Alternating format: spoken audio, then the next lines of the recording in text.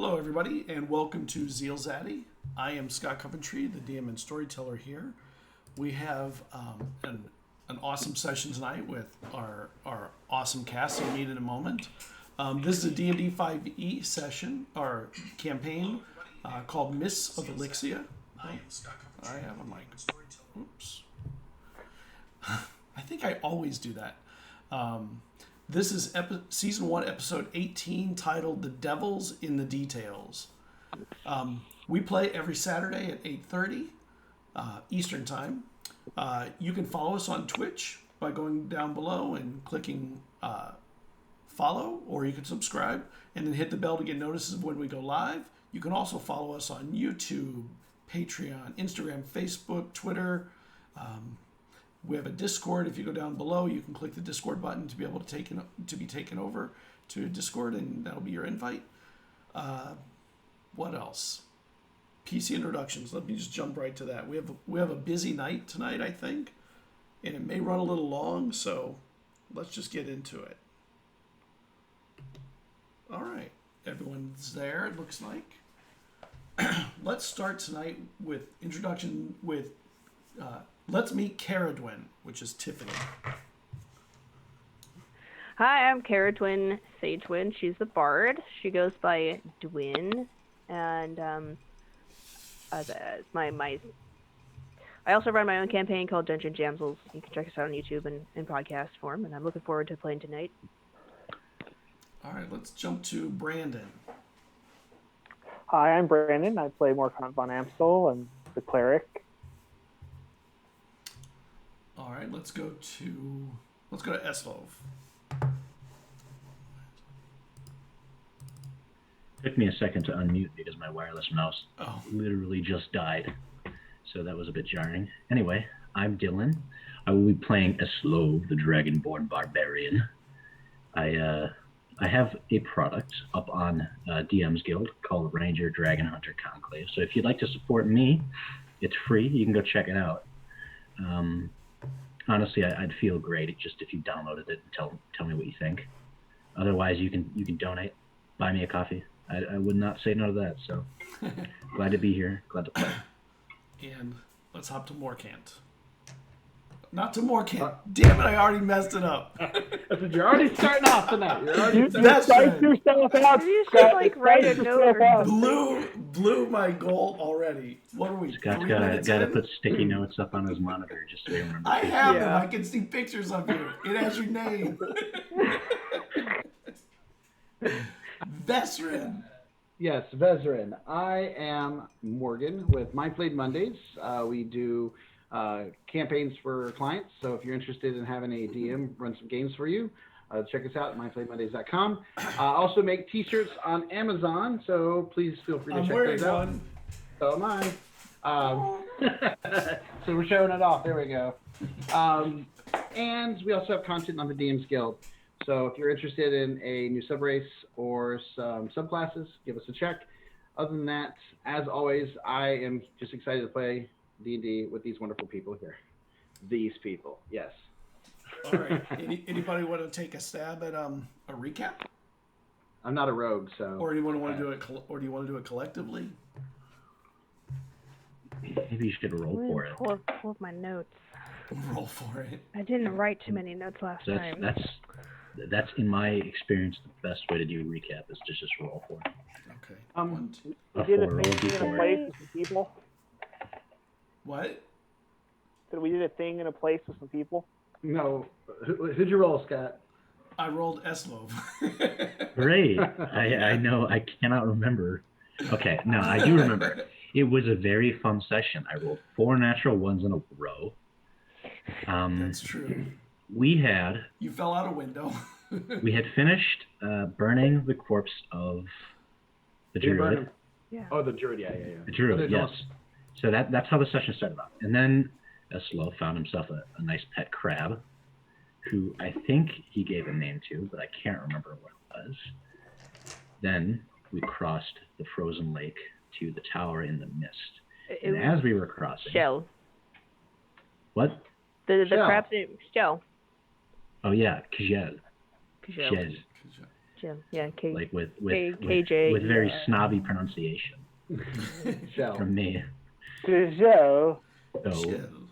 on the way there, we were attacked by a ballista and men, and they tried to drown us.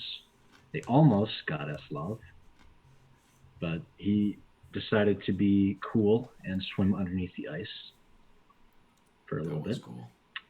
And And then after that, we invaded the tower. Help. Don't forget that you needed help. I thought I could slip by without having. No, we got him out. You helped. You helped get him out. It wasn't all you. You got like maybe a quarter of an inch into the ice, and then us did the rest. So That's after I nearly died, we proceeded to, of course, kill everyone inside the tower except for one, who was, I think, the wizard of the tower, if I remember correctly. Mm-hmm. And he, after some exposition, we figured out that the tall vampire lady, whatever her name was Tabomies. stealing people's souls and putting them in jars to control them, right? So, for reasons, to basically try to make that chisel Yeah. that can carve into the stone. To control So she people can bring into her trying to back. make a chisel. Because And then- elves live a long time and humans don't. That's pretty much what did we do after that? That's where my memory kind of. After that, we ransacked it. We took his stuff. well. Drew, Eslav got himself a shiny new star map. Don't forget, we did actually. That wizard was pretty much going to die, but Yeah. thanks to Morkan's quick thinking, we were able to use the chalk that kind of blocks magic, and it severed the connection to his soul long enough for us to figure out that if we destroy that circle in the room, that he would be able to basically be free of the spell. Yeah. You could leave the tower. After which, that's when we ransacked everything, and then we left, and the mists were starting to roll in. The mist that's supposed to block my sister's powers to give the Tabomies the ability to get the jump on her, and we were getting close to the stones again, so we can try to leave and get the heck Warn out of that. Rotha. We want to warn Rotha because Tabomies is trying to get her. Yeah. Controller. Yeah, and we kind of ran into some. We heard people in the distance, and we assumed they're looking for us, but we managed to avoid them. I'm pretty sure. Yeah. And you're now heading to the stones where you were able to cross over. or Making travel. our great escape. Yeah. So you're out in the snow and you're heading towards where you need to go, but you do need something as payment. So Creature. what are you going to do about that? On If the that's- way, I suppose I will try and find. If anyone would like to remind us, because otherwise he's going to forget. Oh no, veteran would run. Unless you want to get rid of your new companion, I suggest we find a creature that we can hunt and use as a gift to gain transportation to where we need to go. He looks at you, and then he looks at Kiel, and then he saunters off into the woods to go and find an animal. Take that as a no. Well, the only animal you find a lot of or are in abundance are crows and ravens. There's no way he can get one of those. Yeah. But you find after a while that they are Magic missile. that's one way. They are cackling over a corpse. An animal? An animal corpse. Okay. Is it a medium-sized woodland creature? It is a medium-sized wooden creature. It is some kind of a cat. Oh. Is it another Like a link? Is it a No, it's not a wildcat? lynx. It's some kind of a Or- wildcat. Yeah. Okay. Okay. Oh, that's convenient. Yeah. Well, didn't we try to use it Yes. before and it didn't work? Yes, that's what I was going to say. If it's already dead, it has to be. It has to be by our believe- hands. Yes, we believe it has to be done by our hands. Why do you believe that? Or can you bring this thing back to life? Well, the reason Why why can I do something back to life? I don't know. the reason why, Morkan, is because when you two left and we had to wait around and take care of that cursed item, we tried to go again. We did find an animal that was already dead, and when we offered it, the creature did not seem to accept it. But it accepted the creature that we killed ourselves. So it's reason to believe that it requires something that was killed by our own hands. You get one of those crows, like harm it, injure it without killing it. I could possibly try to shoot it. Can you I hit could it try in the to wing? hit one. I guess both of us will shoot at the same time. Vaporize You it. hit one? Yeah, she'll try to use True Strike and aim for one of the crows. Okay. Firebolt. Firebolt. How much? 19. Nope. Yeah, that'll hit. You didn't hit with your true strike? I rolled a 7 and a 2. Wow. What's the AC of a crow? There's Well- a lot of fog. But what's your bonus? Bonus with my spear, so that's an 11. I have a hunch that hits. It's a crow. 8 points? It can fly. I'm pretty sure 8 points is enough to kill a crow, right? It's got a 12. That's a 12 AC? Yep. Damn. I Got some looked it thick up feathers. because they can fly Yeah. and they're quick. I did 8 points with the firebolt. Oh, you kill it. Well, we Yeah, got you one. She'll go and get her spear back. Takes a couple minutes. Okay. I mean, if you guys want to we could try to take this dead corpse as well to see if, because I will say that the creature that we did try to offer at first was a smaller creature, Oh, so perhaps it could be the size of the creature as well. how fresh is the corpse? Fresh enough that they're still liquid. Okay. It's not like So totally recent- frozen up. Like within an hour, within a couple hours. Yeah, Eslov will string up the legs and When you take go to over his lift shoulder. it, there's a trap on its leg. This is someone else's kill. It would be irresponsible of me to take this. Understood. We could try the crow and see if it's enough since we killed it ourselves. Sure, let's just try the crow. Yeah, If it's a not, good we'll size just crow. get more He'll crows. stand back up and he'll look around How just far to are see we if from anyone's in the city? area. You're within a couple of miles of the stones. So it'll still be fresh enough, you think? So you march off with dead crow hanging over your shoulder, and you get to the stones, and somebody who's doing the summoning. That'll Like be Bezrin. Vezrin will be doing the summoning. Okay. So what are you doing? How you doing it? The same way that I did at the other stones. Is the process of what we would do. Yeah. And then, obviously, I would say out loud and think of Cairo as our destination that we Yeah. want to go. Hand in the blood, put your hand onto the stone.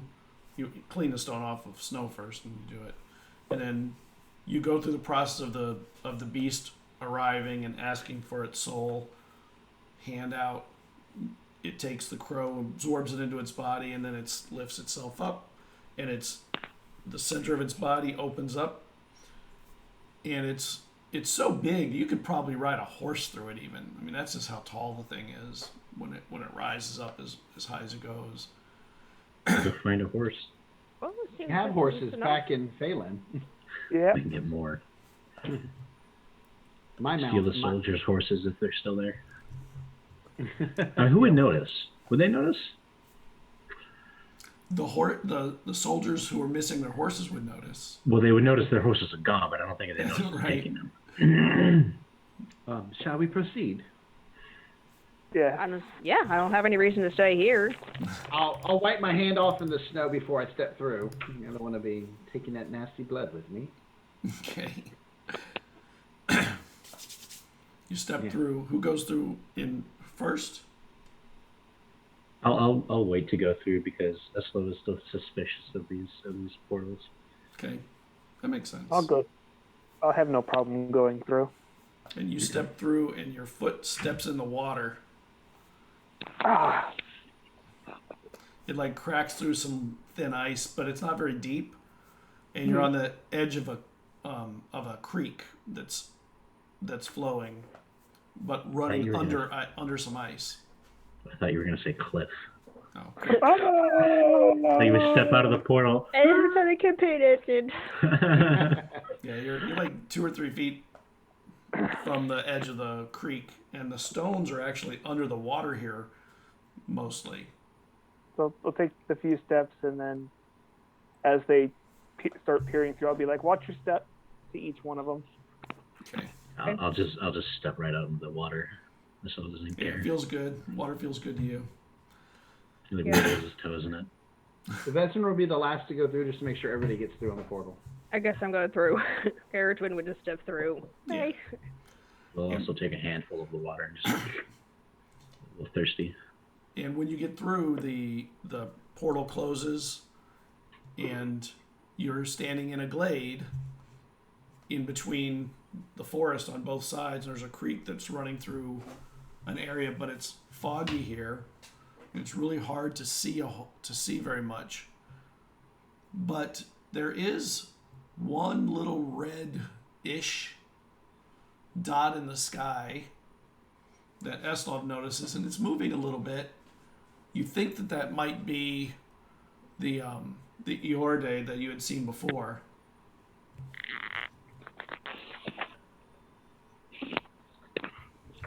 Okay. And it's heading north-northeast at the moment, from what you can tell. I know we don't see a lot. Sorry, I know we don't see a lot, but am I able to get an idea of the area? Like a little bit of an idea, since I'm from here and probably played most of my life out here as a kid. You don't recognize the area you're in. Carriagewin, can you make me a nature roll? We are once again lost. Thanks, Vezran. It's your fault somehow. It's always my fault. I mean, you're the team dad. You're That's like the leader. 11. Okay. It looks familiar-ish. Maybe if you had you could see it more clearly, you might be able to kind of figure out where you were, but it's hard to tell. It does feel a little bit like, even though there's a creek here, there's like a smell of bogginess that you recognize. And there are only a few bogs, but they're not near each other, so it's hard to tell. Are we And by And it's not Shaley, The which is the lake? biggest bog. Kirok Lake? Are we by the lake? Well, you can't tell. You're just next to a creek right now. Okay. It looks somewhat familiar to me. That's from get on my shoulders so you can see above the trees. So take out our lamp and light it. Now we have lamplight. It's just the fog is really... It's real dense here, though. Yeah. It's been a while since I've been here. So you know where we are. Vaguely. I know I've been around these parts before. I've been all over the island. But it's just too dark right now for me to recognize it. What time is it? Yeah, is it like night? It's late at night. It's not... Yeah. You have some hours till morning. So when's the last time we slept? I would be happy to sleep. S-level yawn to indicate. Perhaps we should try to get to a bit of clearing, and so we're not. We're still in the woods, though. Yes. Yeah, it's just like a little glade where the woods are on both sides of the creek and leaves a little bit of a space that is open. The snow is still light. It would make for good bedding. The snow is lighter here than it was where you were before. Not packed down yet. It's a good cushion. Well, I say we step away from the creek. That's where all the bugs like to stay. Bugs, Yeah. it's winter. There are still bugs in winter. Yeah, there are. Not where he's from. Yeah, there's probably some. Wait, That's the before- bear burrowing Oh. ones. So do we want to stay near the creek and just not in the forest? Stay kind of out in the clearing? Yes? Sure, I mean, Eslov has a point. There are less bugs. Not summer. So let's do that then. Sure, we'll set up camp here. Okay. When we're setting up camp, I'd like to take some time to try to identify that cloak and the jug, Okay. as well as look at the spell book to see if I recognize any of the spells. In Discord, I put the spell book. Oh, you did. You identify the axe yet? I think you did already, right? Oh, well, we they actually, didn't. me and No Dwayne one- can try to do that as well, because that requires both of us to work together and roll well together.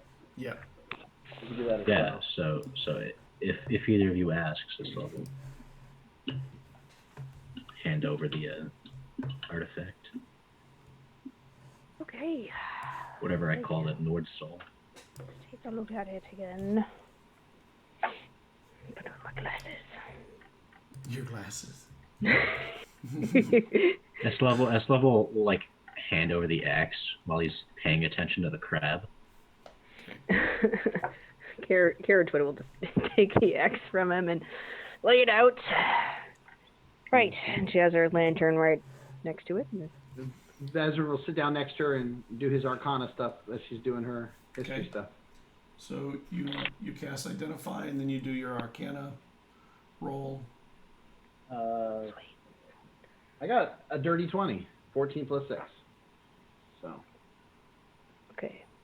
come on, And mine- Gwen. Mine's history. Yeah, history. Sorry. Oh, I rolled good. I got a natural 18 plus 5. Oh, 23. very nice. Wow, I thought this was going to take a lot longer for you guys. You got good rolls. Yep. Okay. Hopefully dies in a good mood. I just put in Discord what you learn of it. All right, we learned it.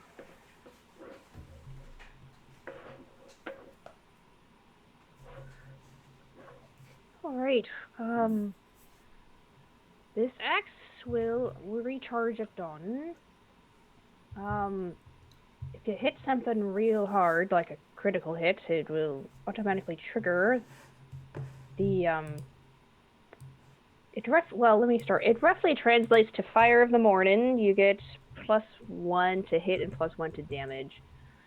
The axe has 1 charge and recharges at dawn. Automatically trigger on the first critical hit. The target creature takes 8d6 radiant damage, and if it's evil, an aberration, fiend, or undead. Only if it's that. Yeah, so it's 2 qualifiers. This only works when wielded by a non-evil user and will not work if thrown. All other creature in a 10-foot, 20-foot high cylinder centered on the hit must make a dex save or they'll take 2d6 radiant damage on a failed save or half on a successful one. At will, with a command word, it gives a faint fiery glow. You can make it light up if you want. I'm just imagining Caradwin just saying all of that. But it, Well, Just like okay. she's reading. Did you get all that? On the axe. He nods, and you can kind of get the impression that he's kind of taken aback by it. He really doesn't understand how the axe can do all this. So he's just sort of like, okay. It's all in the rune work. What is the command word? It looks like you decided it says at will with a command word. To think. Time to go to the old Swedish or English to Swedish translator again. and the jar. I think she's done. Give me a second. Let me pull up the info on the jar. Handa, I think. I feel like few things are as terrifying as a magic jar in D&D, what it could do. Some things aren't terrible in D&D and that are in a jar. That's terrifying. Some things aren't terrible. It's lot of the things opposite. are. There's so much. Okay, so, all right, I see.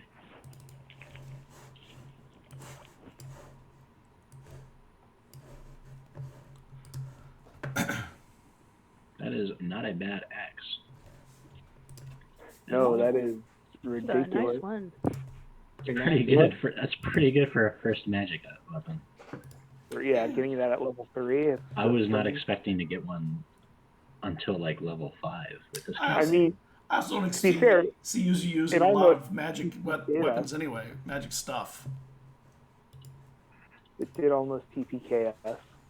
That's true. By the way, With the does that residual. damage affect me too? No. Okay, so I'm the only one who gets away scot-free. Yeah. Get it scot-free I because he do. gave it to you? Aha! You're welcome, guys. If this is what eventually kills the whole party, I just want to say right now, I'm not sorry. Well, as long as you take out the greater evil with it, I'm okay. The cape is a cape of winter, and it gives you resistance to cold weather and cold magic. I think Eslov needs that. That's You perfect say for that him. to him? No, I was joking. I mean, I was he saying can get that- cold. No, yeah, but do you say that to him? No. Like, okay. That was me saying that to you guys as a joke about how. Sure. Yeah. I mean, It wasn't in the accent. you could see what happens when you say that. What about the jug? You And said a a jug. cloak of Hold on. winter, right? You said cloak of winter? Yes. Hold on, I'll tell you the jug does.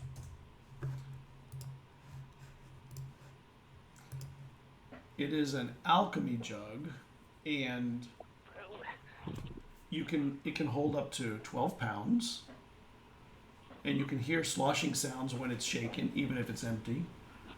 And you can use an action and name a liquid from I'll give you the table to produce the chosen liquid. Afterward, you can uncork the jug as an action and pour it out, up to 2 gallons per minute. The max amount of liquid the jug can produce depends on the liquid you named. Once it starts producing a liquid, it can't produce another one or more of one that has reached its maximum until the next dawn. And I will see if I can paste the... The jug could be There it useful is. if you want to feed or provide liquids for people. I don't know if you or Dwin would want that, but the cloak as well. I don't know who. I know Morcant, you get very cold, especially if you're only wearing your loincloth, so perhaps the cloak. I think I already have resistance to cold damage. I forget how Dragonborns work. You do. I think that's why that's why I was jokingly saying you should have it. Because Yeah. the resistance. Garrett Dwin would find that really funny. Like, she'd be drinking her water and, like, choke on it and be like... I'm a bit sad that you didn't say that. That would have been funny. It would have been.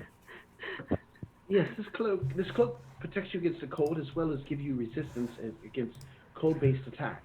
Would I be immune if I wore that? No. No. Yeah. Okay. Nice try, though. No, I Double wasn't reason. gonna take it. I wasn't gonna take it anyway. I promise. Yeah.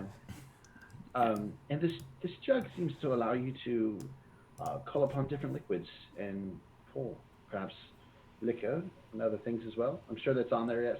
Yes, Scott. Yeah, there's beer and wine. Yeah. Yeah. Yeah, water, salt water, beer, wine. You can summon mayonnaise and honey as well. Yeah. So I don't know. Because at any moment we might need 2 gallons of mayonnaise. We can survive, guys. We can survive off mayonnaise. The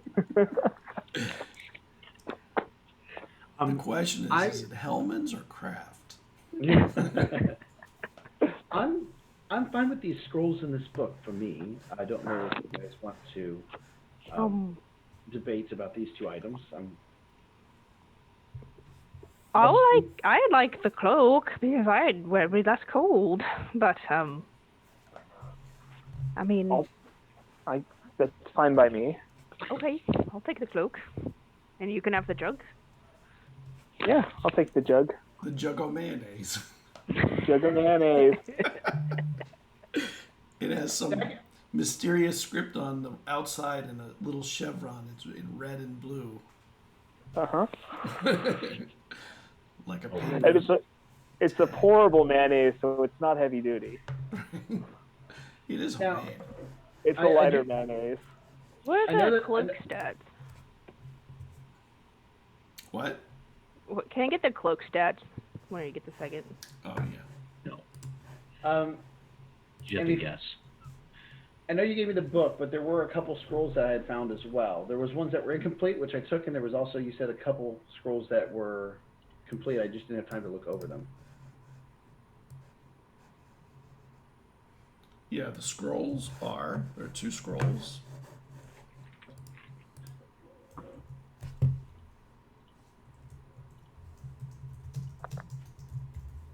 By the way, does Caradon find out about where the axe is from?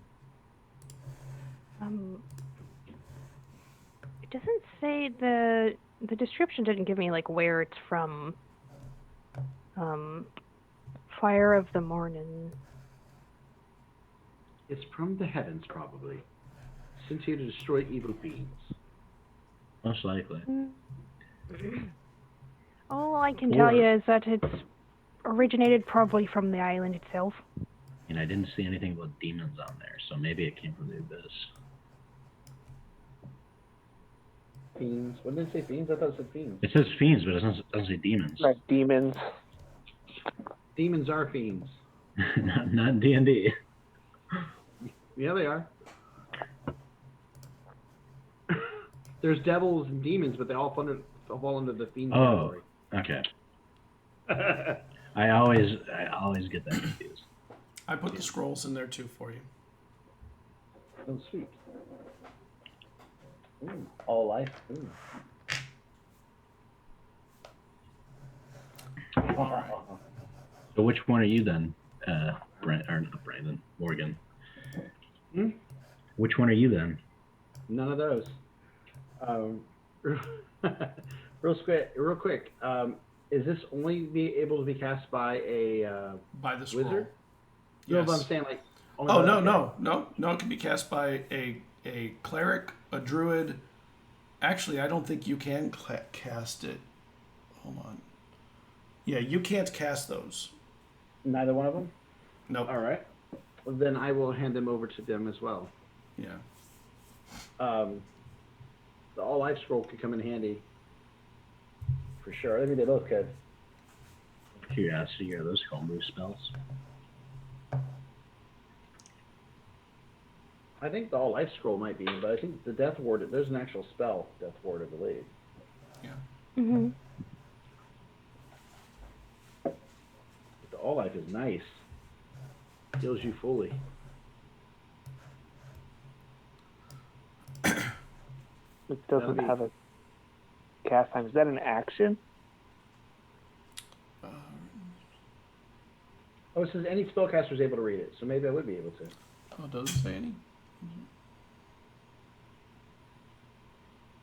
And it says, oh, the Oh, other you're one, right. anybody, It is. and the other one says anybody is able to read it, even if they don't know how to read. Yeah, you're right. Right. The scroll of death ward.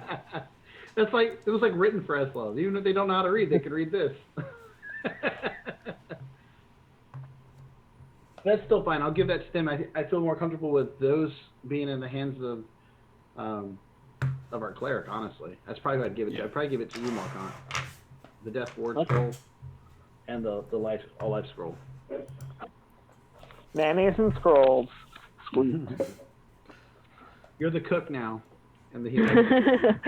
The cook and the healer. And while you're doing all your identifying and starting to rest, you hear out in the distance,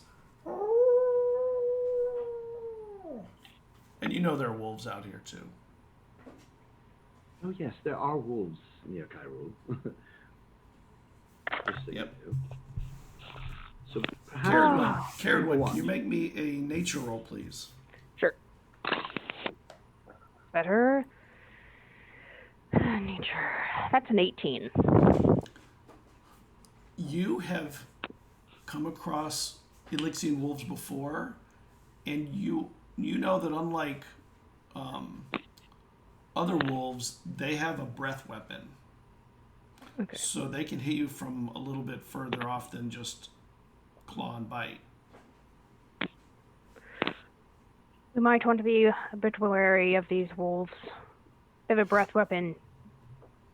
Can hit you from farther away. Do I know if it's frost?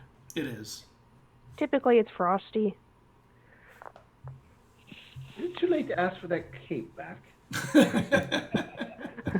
I'm kidding. Put it to good use. It was way back, way in the distance. It wasn't close. You just heard it. Sounds like they're pretty far off, though. We should keep a watch up. Yeah. And obviously we should do a watch then. Who wants to take the first watch? I mean, So, I could do it. Put a hand up. Caradwin is like already falling asleep. She's at like 9 right now. I don't think Dwayne should be first. Well, you have a I scroll that appreciate can, that much. you have a Dwayne, scroll that can I think totally you should bring you probably up. go to bed right now. What was that? You look dead. You have a scroll that can totally heal up, Dwayne. Yeah, the best time to use it right now. You never know. It soon as I could save get us. I'll pour a gallon of honey on the floor. I'll take the first watch. Eslov, I think you're more suited for second watch. Usually when things attack, they attack more towards the middle of the night. I feel more comfortable with you on the second watch. I'll shrug. Sounds good to me. She just like curls up in the now cloak, which I'm assuming is human sized.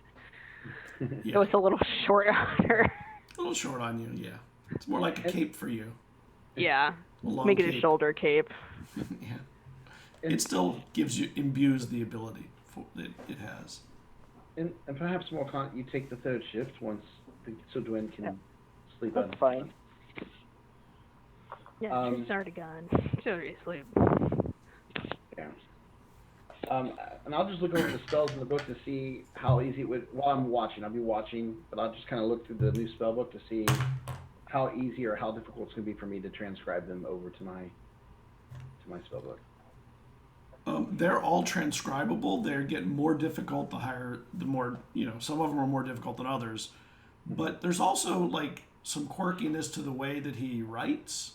His spells go in a way that feels a little weird to you. Mm-hmm. That's probably common with a lot of other wizard spells. Yeah. All right. So for now, I'm not going to copy any of them over, but I'll have that book ready and I'll put it back in my bag. Yeah. And I'll just keep a watch while everybody else rests. Okay. So you're on watch first. Who's on? And no one's on watch with you, right? Yep. And then Not enough people. right. And then who's on second watch? Eslov. Eslov. Okay. So you can every now and then hear the howl of the wolves out there, and you can tell over time that they're calling from two different spots. So you know that they often do that. And they're both probably equidistant from you, just different directions, both to the south of you. And over time, they do get maybe a little closer, maybe, but they're still back. And the fog, it just continues just rolling over, and it's your ability to see is just ridiculously limited over time, especially as the night comes in on top of the fog. You hit the middle of the night and it's very, very dark. Your rest ends or your watch ends, and it's Morkant's turn. I need 1 second. Right. Eslov. I'm not just. Hey, it's your shift. Eslov's. What did you say? It's your shift, good sir. Just be aware the wolves have gotten a little bit closer, but they still both seem to be to the south. And I'll point to the directions that I've heard the calls coming from. Okay. Just so you're aware, they did get a little bit closer overnight, but so far we are good. I'll make sure that won't get too close. Smiley. Have a good night. Then I'll You sit can see down and already he's distracting himself with the crab. with the crab. Before you're even in bed, he starts paying attention to it. Yeah. And before I go to bed, I'll make sure my egg is nice and warm and secure still. Okay. Because hopefully idea. it'll be fine by the morning. Yep. And then I'll go into my trance. Nice. Okay. So while you're on watch, Eslov, you can hear that the wolves are moving this direction. You can tell just over time. They're still not that close, but over your entire time, you can tell if they're not closing in, they're at least going to end up running this direction at some point. Probably you'll be gone, you would think by then, but they're definitely back there and closer. But also while you're out there, there are a few moments where the fog kind of rolls in parts for a moment, and you can kind of see the sky for a few minutes at a time here and there. And when you do, you can see that the Iorde is still moving, and Mave is crossing the sky also. Make me a roll on your Arcana for that stuff. Dirty 20. Not bad. Nice. Mave is red, like a little red tonight, like it has a pinkish reddish tinge to it. Is that normal? It's pretty rare, but what's even rarer is that it's going in a direction it doesn't normally go, because it kind of wobbles over the sky. It doesn't go the same direction all the time.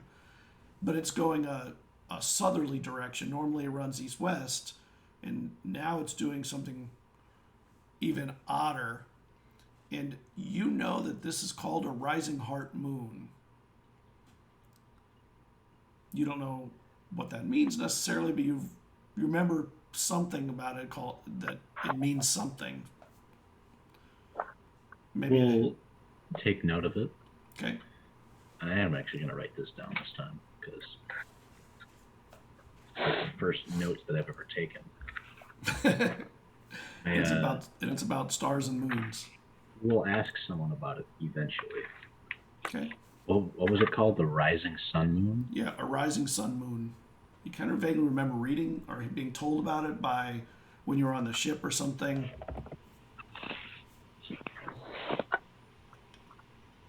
Okay. And your watch ends. The morning light starts to break.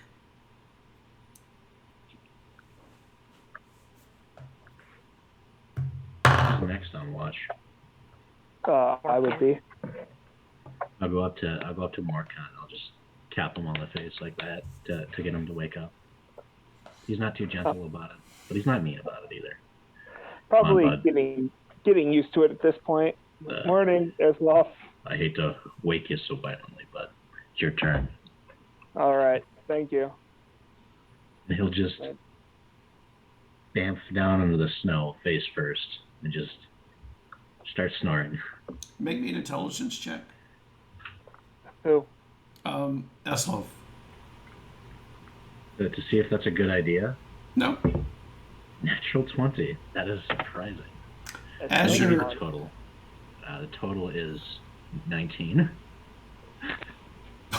That was funny. Natural 20. But it's a 19. Oh, cool. You know that Morkant is probably the most knowledgeable person about moons that you know. Okay. Just off the top of your head. So good to know. So that when he still falls down into the snow, but after a second he lifts his face back out and says, "Hey, Morkant, do you happen to know anything about a rising sun moon?" Do I happen to know anything about a rising sun moon, Scott? You do. You know that, and I'm gonna put it in Discord so you kind of have the info. Can I still see it, by the way? It's kind of fogged over again, but I'll let Morkant explain the stuff.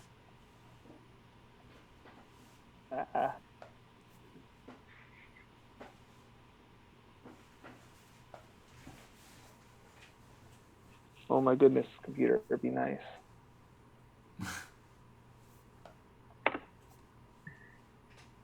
I could just read it to you, and then you could read it back to me. That's one plan.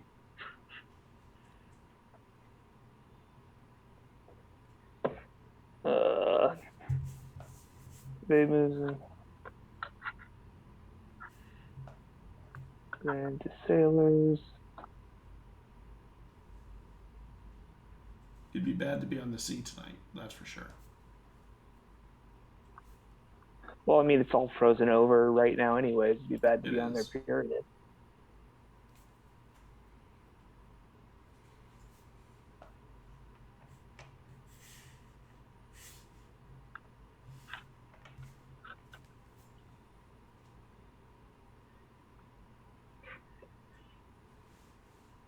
Were you able to get it?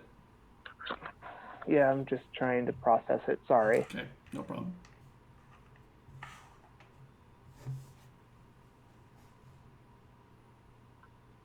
I wouldn't worry too much about it, Esloff. It just means the tides are going to be crazy. They do say, though, it's a good time to show your courage. He gets up and runs off into the woods. Come here, wolves. No, He doesn't actually do that, but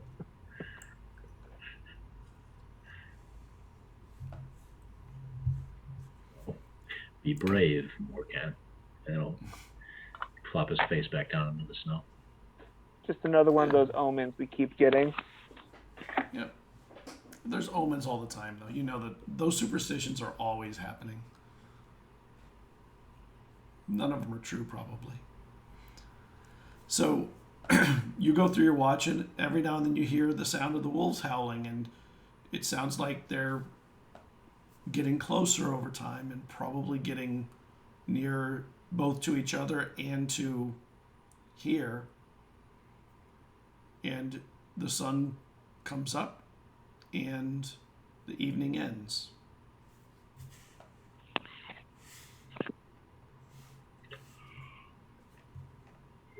And everyone has rested. Yay! Sweet, I can completely waste my spells again. You've never wasted a spell. They're always perfectly timed and executed. And very useful for everyone. Yeah. But with the daylight, the mists, although they're still, hard to see through the fog, there's enough that Cared, when you can tell you're probably either on or near the area called the Marygill Bridge, which is a land bridge between those two lakes that you know of. Oh, Between we're Lake by Mary Lake and Mary Lake and Lake Gold. I can see now. We just need to head northeast. Yeah, and you know this area is often in fog anyway. So. Yeah, a lot of fog here. We're right by the coast. We're right by two lakes, so. Yeah. Well, let's be on the road. We only have so much time.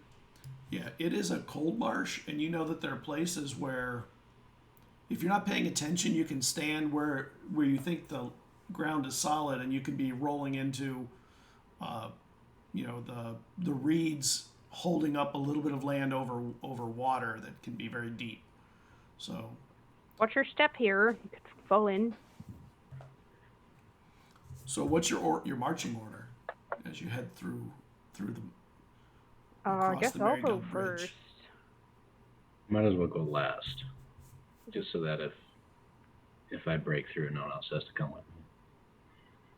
Vezran will go second. I guess out of everybody here, I probably have the second most knowledge of the area. So maybe perhaps I can help her whenever she needs to. Yeah, even though you don't recognize the area, you know where it is. Like in your head, you know where this is. Vezran. So you are doing your crossing. Eslov, make me a perception check. I'm good at perception. 19. You see something move in the fog back behind you, a ways back. It's just kind of in and out, and then it's gone. And Just a squirrel or something. Yeah, probably a squirrel. It's actually a lich. Or a wolf. We haven't been healing him. They were Eslov howling a doesn't bunch. care because Eslov doesn't care because they hit him with a frost weapon. He'll just be like, Eh. He's very used to the sound of wolves at night, so he's not really too phased or Yeah. I guess uncomfortable with it. So he's not that on edge. Yeah, your clan has even tamed a couple of wolves. I mean, He's chilling. He's fine. Huh, yeah, wolves are. Morcon is exactly the opposite. He's lived in the city his entire life. He's Right. not used to hearing these things. Well, you don't hear them anymore. You don't hear them howling or anything. They're probably they're not even close to us anymore. They're gone. So you continue on your way. Can you make me a nature check or a survival check, Carolyn? Your choice. Can I help with the survival check? You can give her advantage on it. Sure, I'll do that. Okay, so that's 21. So there's some places where it gets kind of thin, and you know that you have to kind of weave them through this very complicated patchwork of what seems to be ice covered but is very brittle ice. And you can see that in a lot of places it seems like there's almost steam rising from the water too. There's never ice above where it seems to be steam coming up, but it seems like there are warm pockets every now and then you hit, and you can feel the warmth of it. But you also know that makes the ground here even more risky. Am I familiar with like the warm pockets? Like, do I know why they're there? No, they're just warm pockets. They just are there. Yes. Yeah. Okay. Yeah, so she'll like lead the way with her spear, but using like the blunt end of it to kind of poke at stuff at the ground to make sure it's solid before you guys step through. Oh, don't step there. This is a good spot. So this is a bog, right? Yes. Okay. Are there bogs where Eslov is from? It's cold. No, I don't think so. There's more. Yeah. There's a lot of tundra and stuff, but there's not really a lot of warm Permafrost. spots. I don't think there's bogs. It would be too cold for bogs. There's hot springs, but I don't think there's bogs. Yeah. This is a totally random question, but I want to ask: did my familiar rehatch this morning at dawn? Oh, you roll. I know. I'll let you roll. Well, no, because remember that's only if it uses its power that I roll the 1d or whatever. Otherwise, it's that's right, it next does. dawn. Yes. Okay. It does. All right. Fog. So you Soul's have on my shoulder. Baby bird. I'll send Soul up every so often just to get a sky view of what's above us. I know the fog make it hard at some places, but maybe we might be able to see something here and there. Yeah, you can see that the trees that are out off to the sides. They're higher than the fog, and when you go up high enough, you can kind of see over them. But for the most part, it's just wilderness in every direction from where you're at right now. Right. And you can't really see in through the fog, so Yeah. All right. So yeah, I'll just keep Soul on my shoulders for now. And Eslov, while you're back there, you're like your scales bristle a little bit when you feel like you're being hunted, and you know that feeling. Although you've always been on the other end of it, or usually been on the other end of it. Yeah, he'll stop in his tracks and he'll look around. You don't see anything. The fog seems to be covering everything, but you do every now and then hear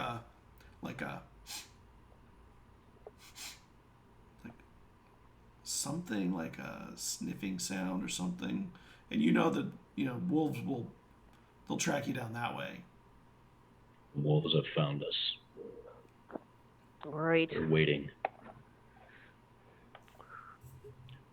Are they around us or just coming on one side? Do I know? From what you can tell, they're just in the back of you. They're behind us. So we could turn around and face them right now. Because either way, we're going to have to Yeah, fight them. we're probably being corralled by them. Perhaps we should make sure we have a better area to fight in, so that way we don't step off and fall into the bog. If we can find a more open, safer area, that might be easier to defend ourselves. The same rings true for them, though. Yes. Well, we could find something to put our backs against. Sure. I just say because they can. Well, Dwayne, did you tell us? Would I know about the wolves being able to breathe as well, or no? She told us. Oh, you told us, right? Okay. Yeah. So, but She told you. if they can breathe frost attacks at us, and we have our backs to something, and we don't have a good area to move in, then they have free reign to hit all of us. That's why I'm saying it might be better to have a more open area to fight in. We'll put our backs to ourselves. I say we attack them instead of being attacked by them. Are we sure they're going to attack us? They might just be making sure we're not doing anything and leave us alone. I know how these things cold war can't. Trust me. I can feel their hunger. It's thick. It's on the air. Well, I think if they were trying to escort us away from younglings, they would send one to watch, not an entire group. Well, I'll just activate my mage armor to ensure that I'm protected for the time being. I wonder if the wolves are privy to that. Oh shit, he's using mage armor. His ass. They're prepping. They're metagaming. No, I'm kidding. So you know that the bridge here, it's really hard to get wide. Like they probably can't easily get around you or anything like that because it's thin enough that you sort of have to walk it where you're walking it. Okay. They can only come on one side or the other, unless they want to go through water. Yeah, and they're not going to do that, you know that. Unless they can go on the ice, if the ice is hard enough, but the steam seems to be making the ice too risky. Good question. Are we able to see them from where we're at, or no? It's just we know that they're there. You can't see them. Eslov can hear them every now and then, and he knows the sound of them. Where Once he knows they're there, he does not look back because he knows that the wolves will know that he knows that they're there. Well, perhaps they should know so we can scare them away. But if I shot a firebolt in that direction, it won't catch fire or anything.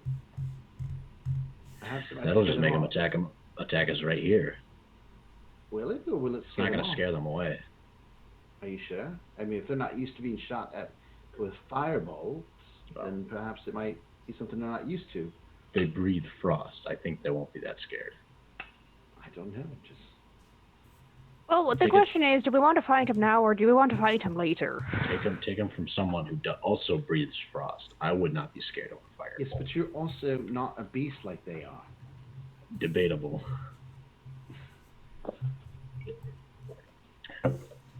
I say we find better ground and then fight them. That was my first thought, so yes, I'm okay with that as well.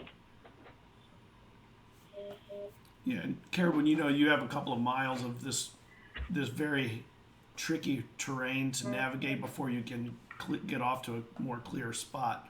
But they would have to do the same thing, and they're not going to go much faster than you anyway. Well, we could do that. It will take a while. They'll probably still follow us. It's got a couple miles to go. Well, who knows? They may give up chase after a certain point if they realize that it's not worth their time at the danger that they could fall in. Alright, well, let's just keep going then. Head to Cairo. I mean, it is just wolves. It's just wolves. Said the famous last words of a party. So you keep moving forward, and do you maintain the same pace? Do you try and quicken the pace? Do you slow down? How do you want to do it, Caradwin?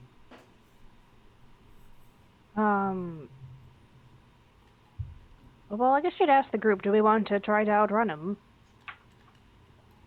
Does that run the risk of us being exhausted? It runs risk of somebody getting tired. Sure. It also increases the risk of people falling into the water. Okay, then she would go cautiously. We would just go at a smooth pace. And as you're moving along, Eslov, at some point you see some eyes in the fog. Kind of, the eyes are there, and then suddenly the face kind of shows from the fog, and it backs away. It's at a distance, but the fog, it came a little too close, and the fog kind of opened up on it for a moment, and it backed away into the fog. But at that moment, you know that as a hunter, it had an opportunity to see the group. Yeah. So Aslov likes this feeling because it makes him feel closer to home. So he grins when he sees the face, but he doesn't look at it. They're getting closer. You caught it over your shoulder because you were trying not to look directly back. So. Any second now. Okay. So you keep going. I will ready an unarmed attack if I can. He's not going to take his axe out quite yet. Okay.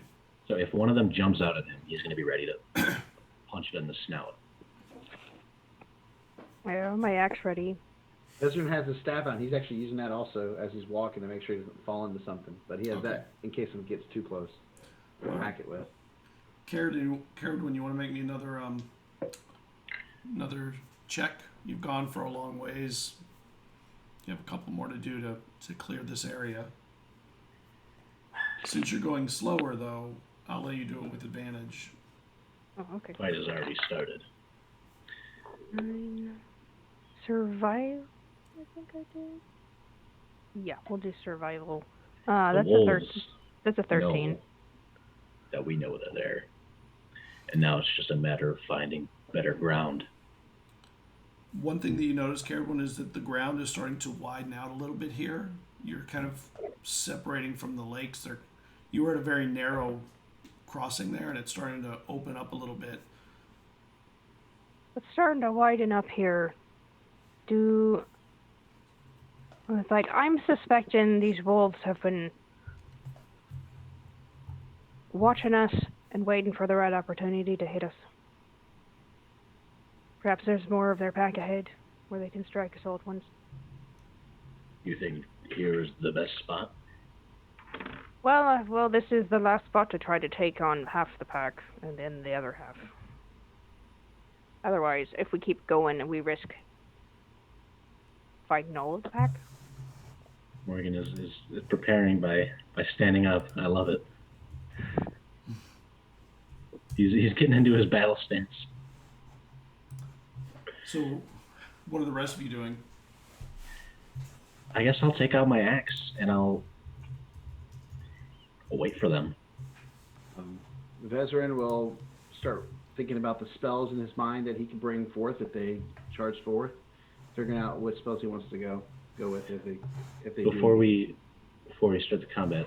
I have to take a bathroom break. I hate to just call it out, but all right. Why don't we? Well, it's 8:30. I mean, we can do a quick break here. This is actually not a bad spot. Okay, let's take a quick break. Suspense. We'll be right back. Will they die? The wolves, surely. Maybe a couple. Vezrin, maybe. Vezrin, maybe.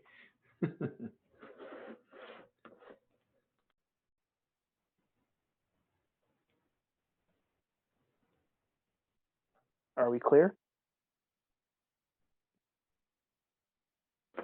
Okay. I'm just asking. Hey. I had to stand up because I've been sitting down a lot, so I was like,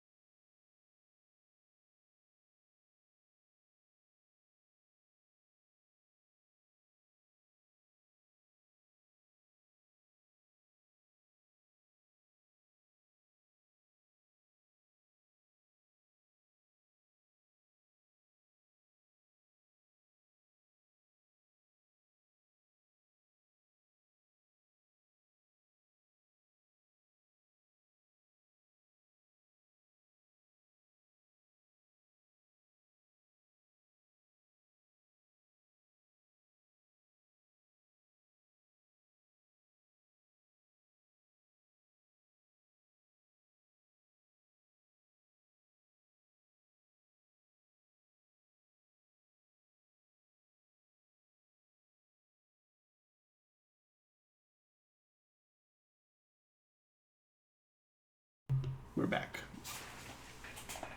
Hey everybody, welcome back. Our first break of the night. There may be another one later. We'll see. There's likely to be another one. Let me just put it like that. So right now they're just enjoying being hunted by some wolves. Grand time. One of us is enjoying being I had to run back. Got here. We're fine. So you're setting your point to defend, I guess, or offend. How far away? Go on. What were you gonna How say? far away is the mist? Like if I'm standing, if I'm standing somewhere, You can see how about far 60 away? feet. Oh, okay.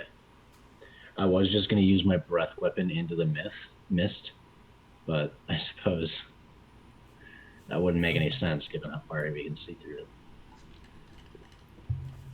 Yeah.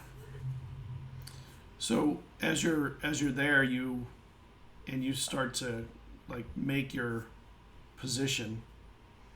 You see eyes just on the edge of the mist start to show, and they're kind of trying to get around the sides of you, and they are moving down the sides.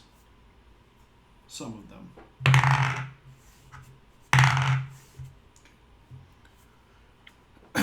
And Do we all see this? yeah, you can kind of see them just on the edge of the mist.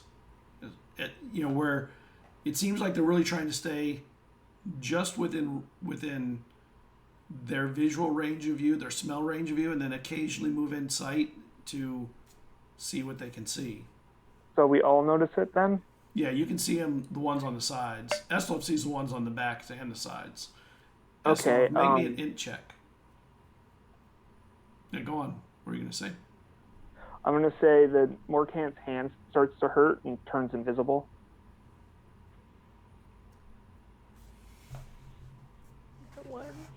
That's a Did you 0, see- actually. Did you see the? Yeah, it's a 0.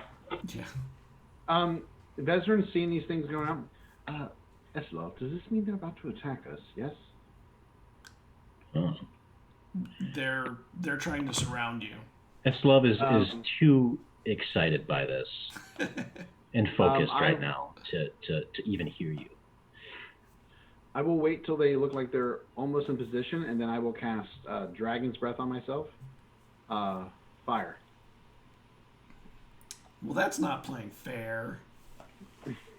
Fire on a cold animal. That's like cruelty. Yeah, Yeah, that's I'm nature. okay with it. Eslov, Dylan, did you make your int check? I did. It was a 1, which is actually a 0. Oh, okay. You didn't get a count of them. You don't really know. He's too excited Yeah. to really. He's pumped up. He hasn't felt hunted in a long time, if ever. Seeing the wolves here, though, you realize they're smaller here than they were up there. Yeah, they're a little disappointing looking, don't you guys think? Does it feel a little bit less dire? But they do look like there may be a few more than a normal pack up there. A pack up there would be like 6 or so, maybe, would be a good size one. Here, there's definitely more than 6. You don't know how many, though. I'm sure we kill enough of them. The rest will run away. Time to grapple some wolves. Grapple. How far are they away from us at this point? At any one moment, there might be one or so that's about 60 feet away. 60 feet? But they come kind of in and out of the range of the visual range, and you can tell, like, you've now noticed there's 1 or 2 that are equal to the sides of you and maybe going around to the front. Cared, when you see the first wolf on the side where you were going, kind of peek through for a moment and then back away. Okay. Animals can understand me. So I'll call out to them. You're in way over your heads, wolves. We will literally kill you. So what do the players around you hear?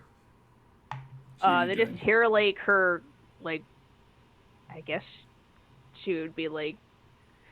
Well, it depends on how you want to flavor the Furbolg like animal speech. I like to think that she's literally growling and like barking. Yeah, that's how I like it too.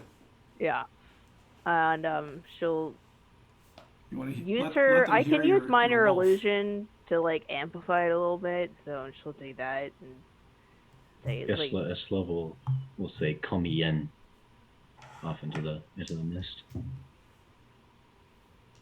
which is draconic for "come on." For those of you that speak the wonderful language. And the wolves,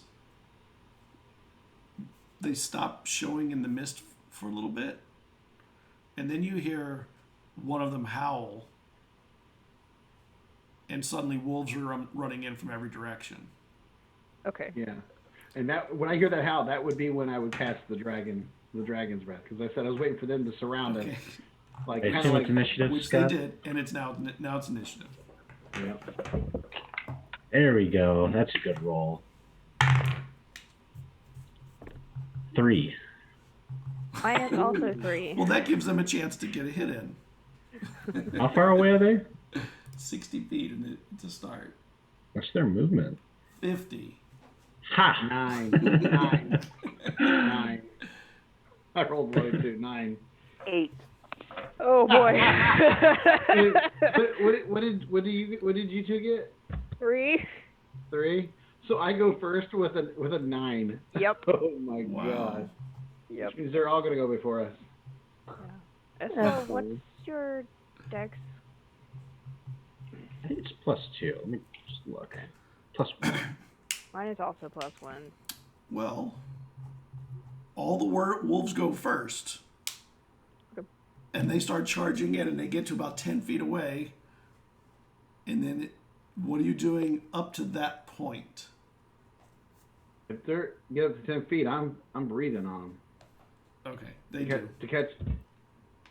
Yeah, I can hit them with my spear, Yep, you can. You have reach. so I'll hit them So- with that. Let's go with Vesrin with your 9. All right. They get close, and they come in fast. Yeah, if there's 10 feet, how many can? If I move into a position, how many can I hit that are on the side here of me with my breath weapon, my cone that reaches out to 15 feet? Hold on. I would want to move into a position where I can hit as many of them as I can, while also not putting myself too far away from the party. I don't know if I can sidestep to a couple feet to the left and catch 2 or 3 of them, but if I can, that's what I'd like to do. Hold on. Sweet. So you could get. Let me see if you can get 2 or 3. You can get 2. Almost 3, you think, but not quite. All right, well then I will do that. Dexterity DC 14.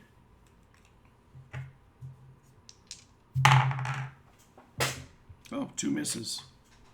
Wow. Ooh, nice. All right. Not bad. I rolled a 6, a 4, and a 3. Kill them. 13 points to them of fire damage.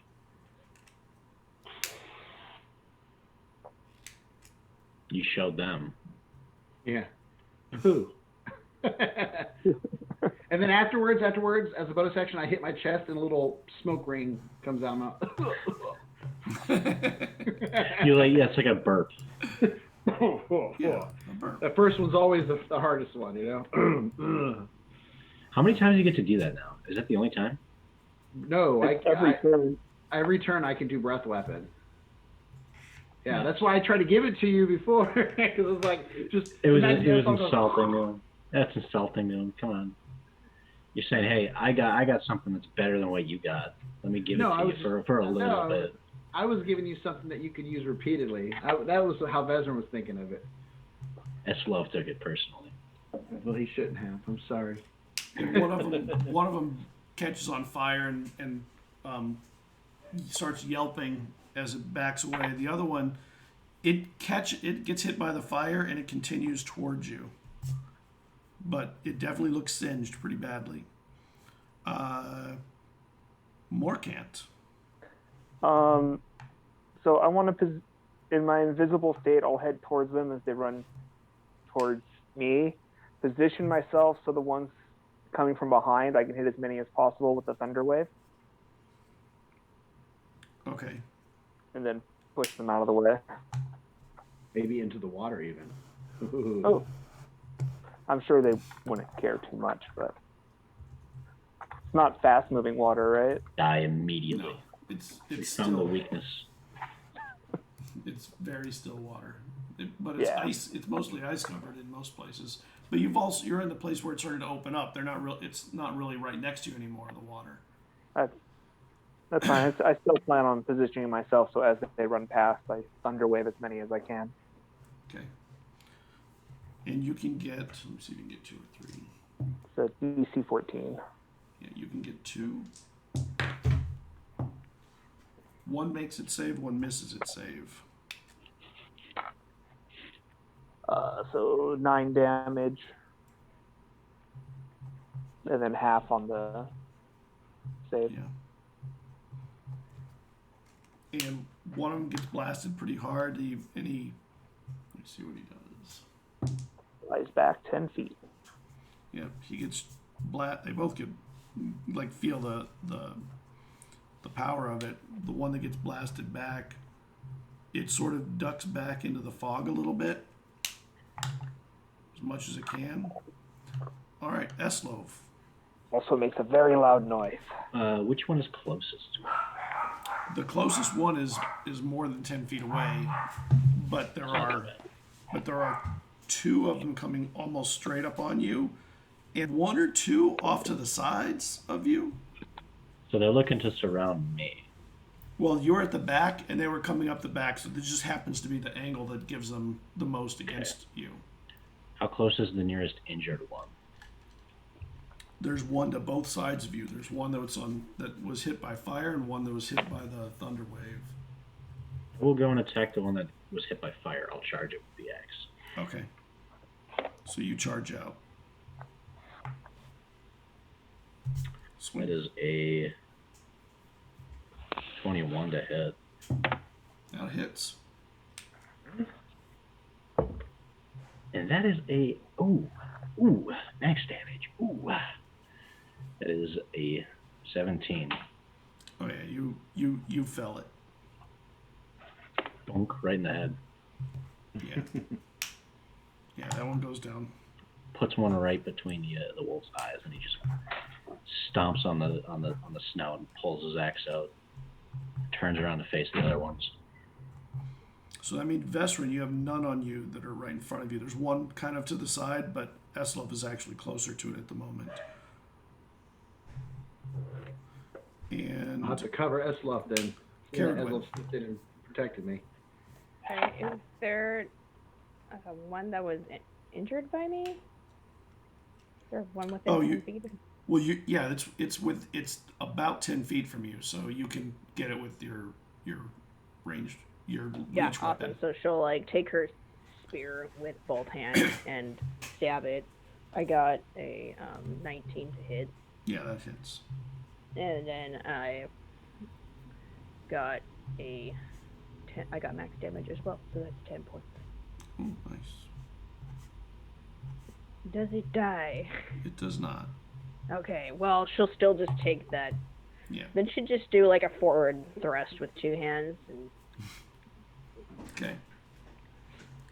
Then the wolf's turn. It's the ones that didn't get killed or chased off. Let's see. So the one near you, Morkay, you see the one that backed away, starting to sneak up to come around Eslov from the back.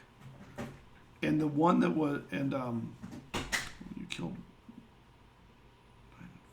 Oh, not dead. And the other one comes around. It backed out into the fog instead of, it's not coming towards anyone.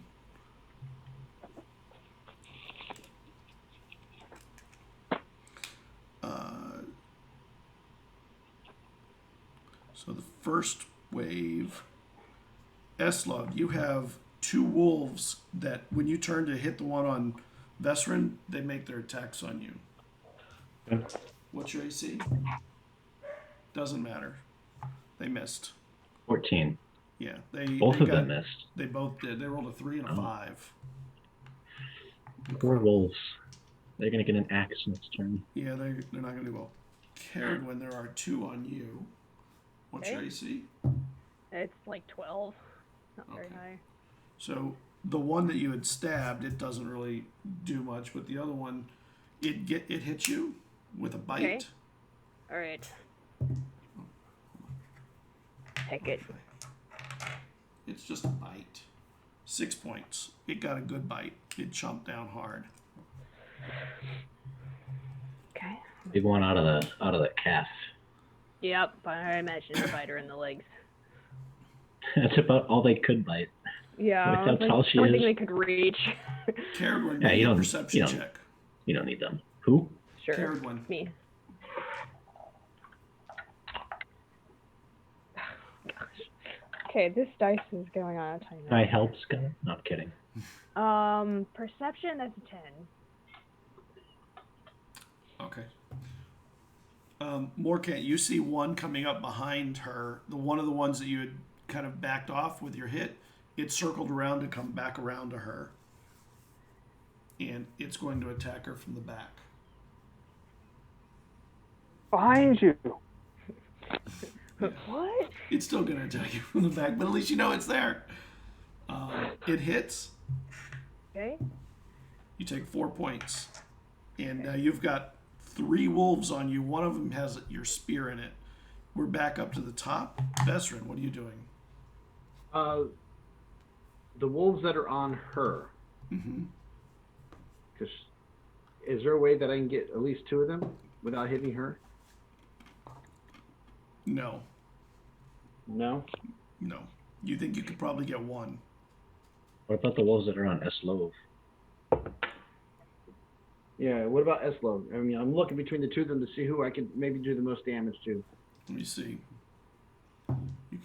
You could get 1 of them on either Eslov or Caradwin. I appreciate Eslo saving me, but Dwayne looks like she needs help more than he does. Yeah, no, don't give it So, to Eslov. He's fine. Eslov is having fun. Yeah. He's smiling. I will turn and I will try to hit one of them with the breath weapon without injuring her. Okay. Do it. So it's the DC roll, DC 14. Yep. It makes it. So it takes half. roll.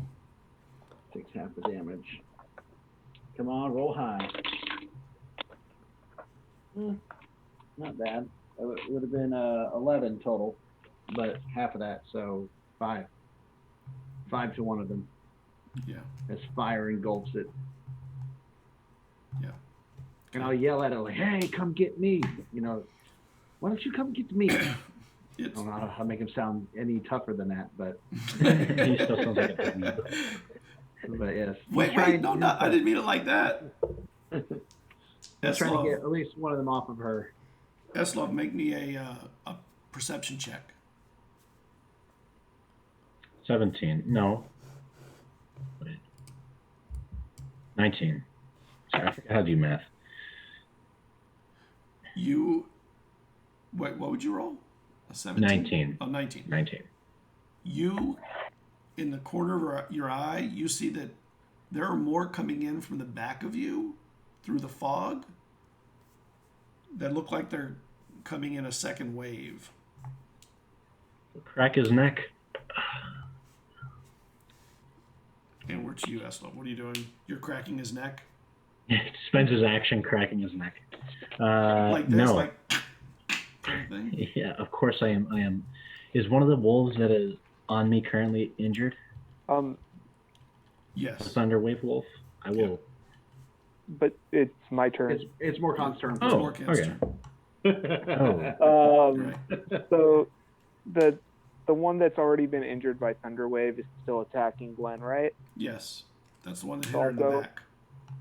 I'll go ahead and toll the dead. Okay. Next turn, after this one, I begin my rage. Uh-oh. because I built up 2 discipline charges. There's my D12. The more I play the subclass, the more I feel like it's kind of bad, but I like it anyway. That's an 8 if it fails. It drops. Aha, I died of internal injury. Yeah, and you made it worse. I like it. Ha ha. Aha! You died painfully from bleeding internally. All right, Eslov, now what are you doing? It's time. Of course. Would you believe it, Scott? That is a natural 20. Oh, nice. I would believe it. Oh, nice. It doesn't blow up, though. Fair enough. That's a 7. That's a 9. 7 plus 9, 16. 21 damage total. Yeah, that wolf goes down hard. And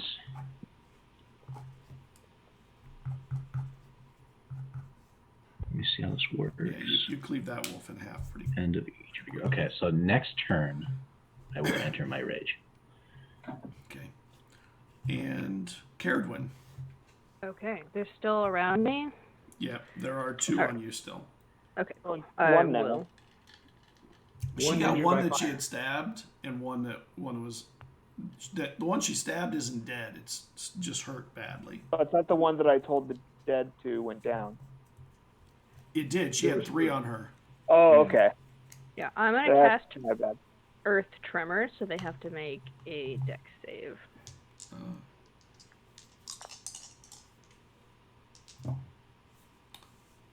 They both fail their dex saves. Cool. Okay, One so of them they'll critically. take. All right, they'll take. They take 2 points of bludgeoning damage, and they're knocked prone. And then I guess I'll use my bonus action, and she'll cast Bardic Inspiration on. Let's give it to Morkant. Why not? The one that What's you the had been worst? What's stabbing. the worst that could happen? It Why goes. not? Let's go for it. The one you had stabbed earlier, it goes down from Okay. just the 2 points of damage. The other one is prone and hits the ground. Back up to them now. They get their chance. One of the hold on, I gotta mark this one off.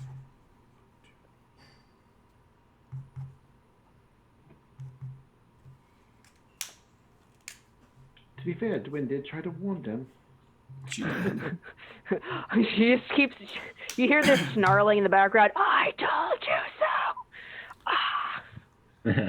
Eslov, one of the wolves Soldier, you would die. breathes on you this cold, frosty breath. I'll take it. He'll just.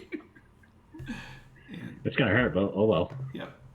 Question: if he has resistance and he saves, does he take nothing, or does he take half of half? No, he takes nothing if he saves. Probably not Takes gonna save. 12. I'm probably not gonna save. Nope. That's not a save. Okay. But it's okay because I have 47 health. So you take 12 points from the breath. Damn, that is still a lot. Yeah, he Yeah. rolled pretty close to his max. He hit you hard.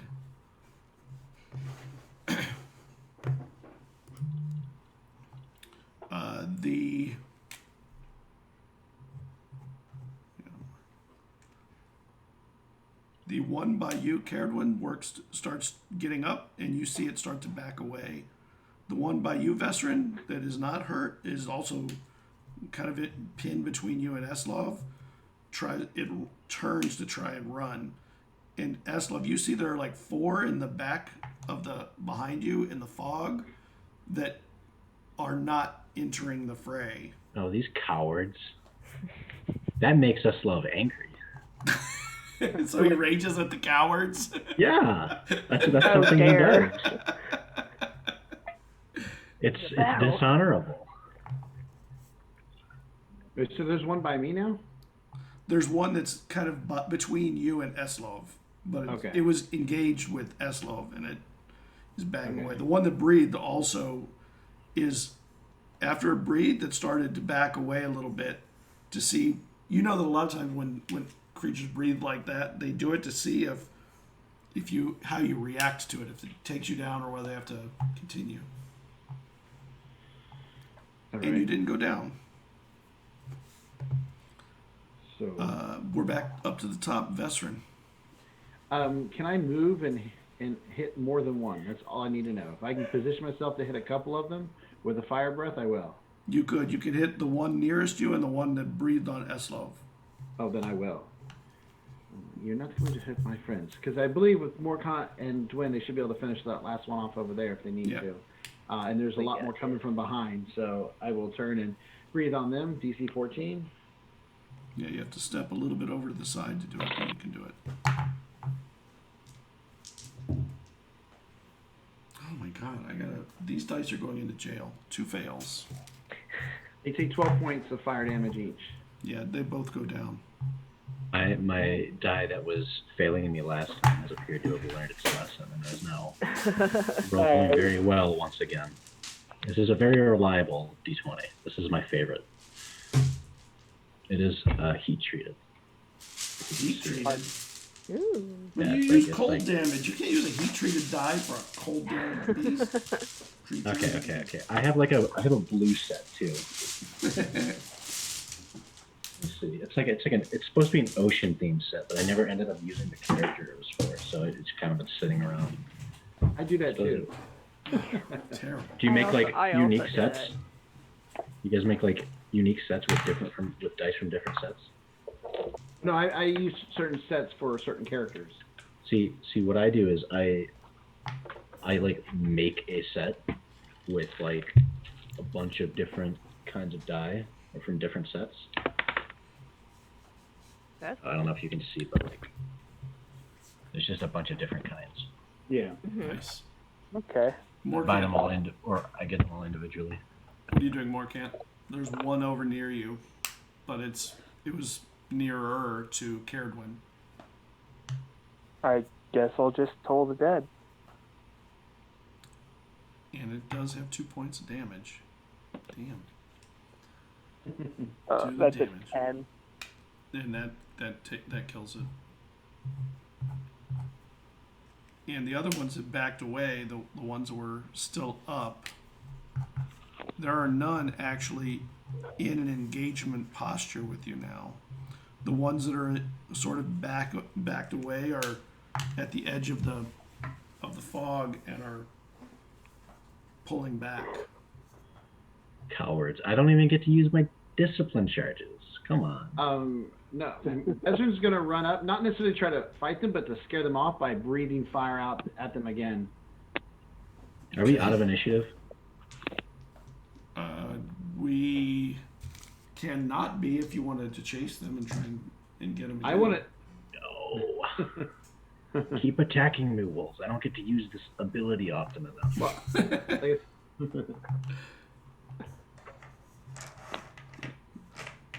So, are you going to go after them, or are you going to let them back away? Eslov will start chasing them. Okay. Okay, I guess we're chasing them. He's gonna enter his rage though, and I get to roll for temp HP.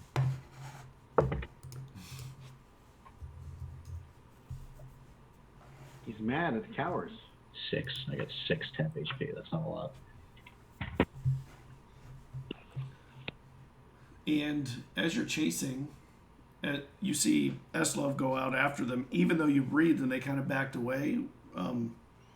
Vesrin and Eslov starts chasing, and they all back away, and they seem to know they can stay kind of ahead of you.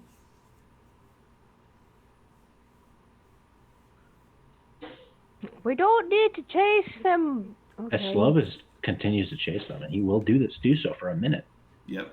You keep chasing, they keep running and backing and running and backing until suddenly you're far enough away from the rest of the party that you realize they've chased you into a surrounding unless anyone's following them. I think we would have been after him. We would have been following after. I would. So, all right. So you don't let him get surrounded. They just let Eslo run off into the mist. Goodbye. There he goes. Bye.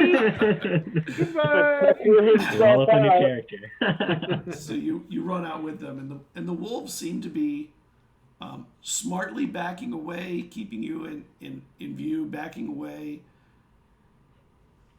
You know, as long as they can avoid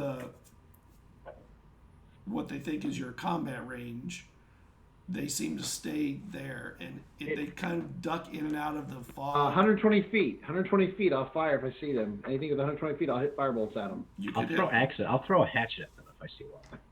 You Get back see here, them. you bastard. You do see them. They're within range for both of you. 16 for a firebolt. Yep.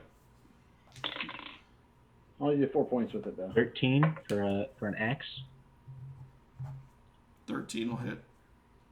The way I look at this is they need to learn not to attack travelers. So I need to make sure they're scared of people, so they don't do that kind of. So that's 8 damage as one of my hatchets buries itself into one of the backs of the wolves. Damn. Wait, no, that's 12 damage actually. It I'm still goes raging. down. As you're running, you see it drop, and your axe is gettable. I will pick up the axe and I will throw it again if I can. When you get to them again, when they see the fire and the axe hit one from a distance, you see them turn tail and start running hard. Yeah. Bye. Out. Oh, well. S-Level will continue to run until a minute is up. Hey, no, stop! I'm not chasing him anymore. He's off screaming obscenities and draconic, and then eventually he turns around, he comes back, he's breathing heavily, he's like, oh man, that was great. Yeah, I don't know if it was great. Look at all the food we've gotten now. Yeah, that's true. You can eat true. I wolves. mean, wolf jerky is pretty good. And the pelts were still fine. I mean, yeah, we could use good pelts. How many did we kill? 1, 2, 3, 4, 5, 6, 11. Oh, wow. God damn. That's a How many lot can of we pelts. carry? Oh I my can God. carry a lot. Your rage made you kill too many. Oh no, that's dishonorable. Well, I guess we'll all be carrying some wolves. Perhaps we can even use this as a way to get into Cairo as if we're hunters. So not Sure. We could also, just kind of sort of drag them. How heavy? We have to. How many can we take back theoretically? How many is it plausible for us to? Well, it's not even about the weight of them. It's the bulkiness and their configuration. You don't have a cart or anything. We do have 2 gallons of mayonnaise, though. Like, You can make wolf Like- sandwiches. like Tiffany said, we can. We can always drag them. We could try to make, kind of like, where, I don't know exactly what they're called, but they take 2 sticks and they put, like, some type of cloth over it and then drag it behind them. Or we could have one of those sticks where the wolves are tied and then it's carried with 2 people over the shoulder. Oh, yeah. We could just, like, tie their feet to it. We could just tie them to like a tree, because that's the only thing I can think of that would be big enough to carry 11 wolves. Well, So what are we gonna do? Fell a tree and Wait, between We have two an axe. 7 I foot can tall. carry at least one. So you don't have to put 11 on there. I'm sure I can okay, carry. 10 wolves. How many could Eswell carry realistically? Is it at least 2? One over the shoulder, one in each hand. Yeah, and there's 4. Imagine 4. I mean, yeah. I was gonna guess 4. You could probably skin all of them and carry all their skins. Ooh, with the meat, So too. with the- Yeah, but he We needs the can make meat. a lot of jerky. Yeah, he needs the It meat. takes a long time to smoke them. Yeah, He will and, gut them. He will like field dress them. and you do have a certain amount of time before you have to do something. Before you have to He get will- somewhere. He will show everyone. Like he will make an example of the first one of how to field dress it, and then he will point to the rest and say, we need to start moving. You want us Okay. to gut all these wolves? It'll be a lot easier to carry them all. Trust me. We're not going to Alright. use them. All right. We're not going to use these guts. All right. Well, with your assistance, perhaps we can learn how to do this. Can I borrow one of your hatchets, then? Yeah, he has two. You to- still to have give. my knife. No, I gave you your knife back. I'm kidding. Technically, I'm carrying one of the hatchets. And when you said it, I gave it back. Oh, you're right. It's right here. My apologies. And you hear the sound of a horse in the distance coming. Come on, like I seemingly. can't carry more food. Because we're so close to my home, I will cast a disguise self on myself to appear as a ranger-looking elf. Look Okay. completely different than myself. I had blonde hair, and I look more like a ranger than a wizard. What should we call you? You pick the name, Dwayne. Oh, she'll pick like a Welsh name. Let me go make a Welsh name real quick. Something easy to pronounce, though, please. There's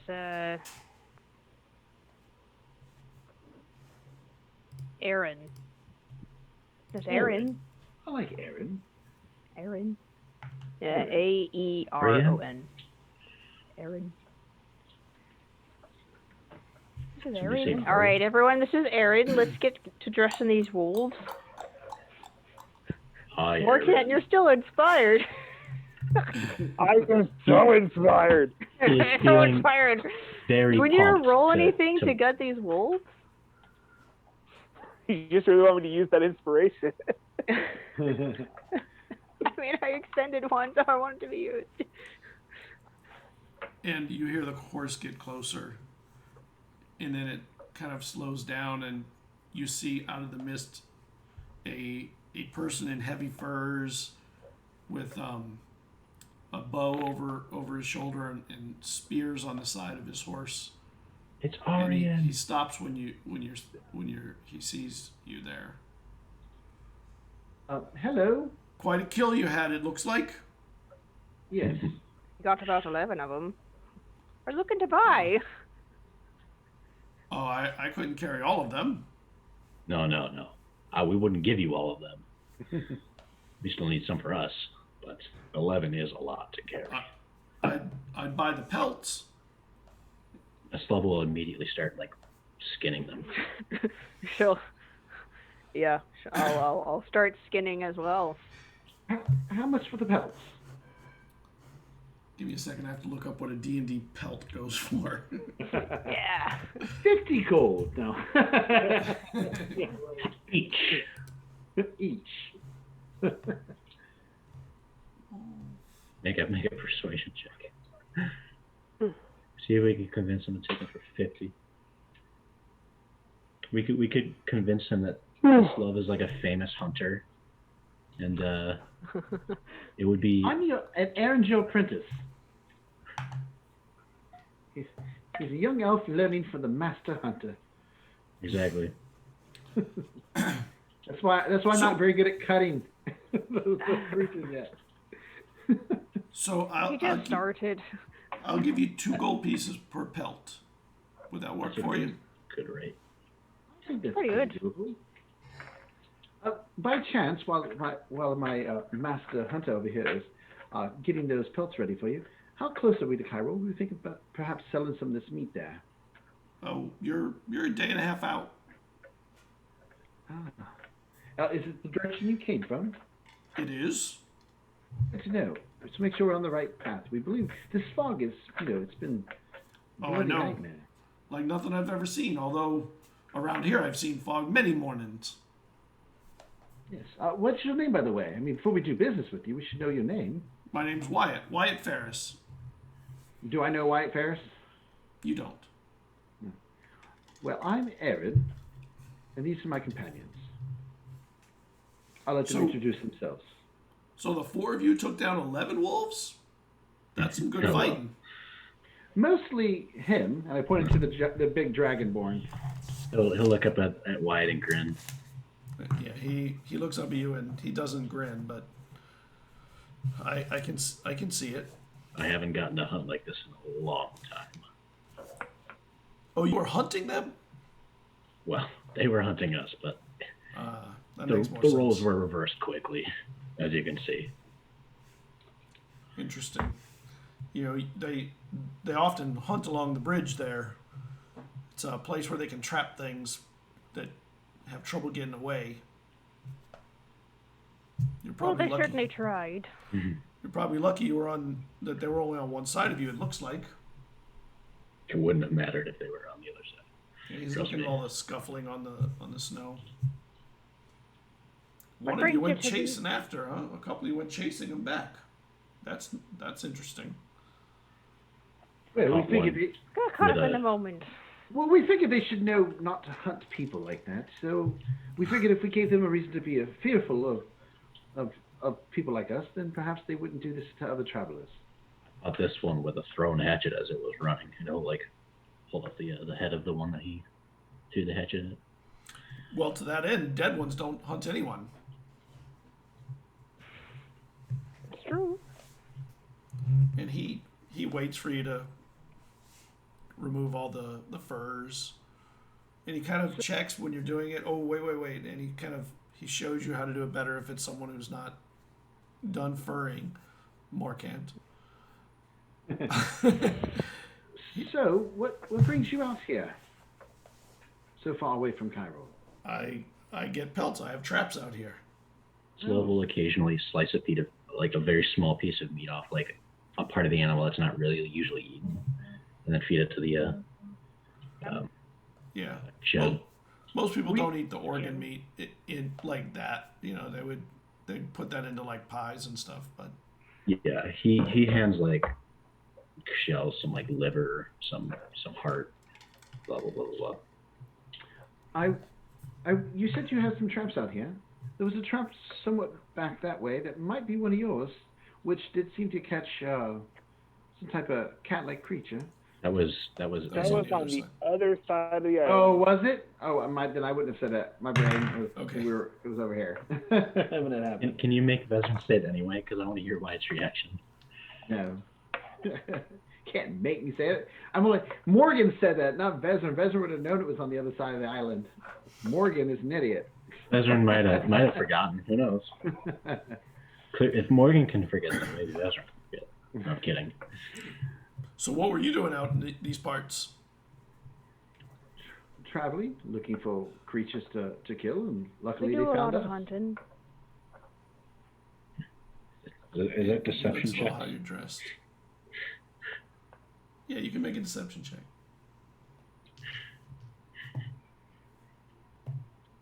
This dice suck.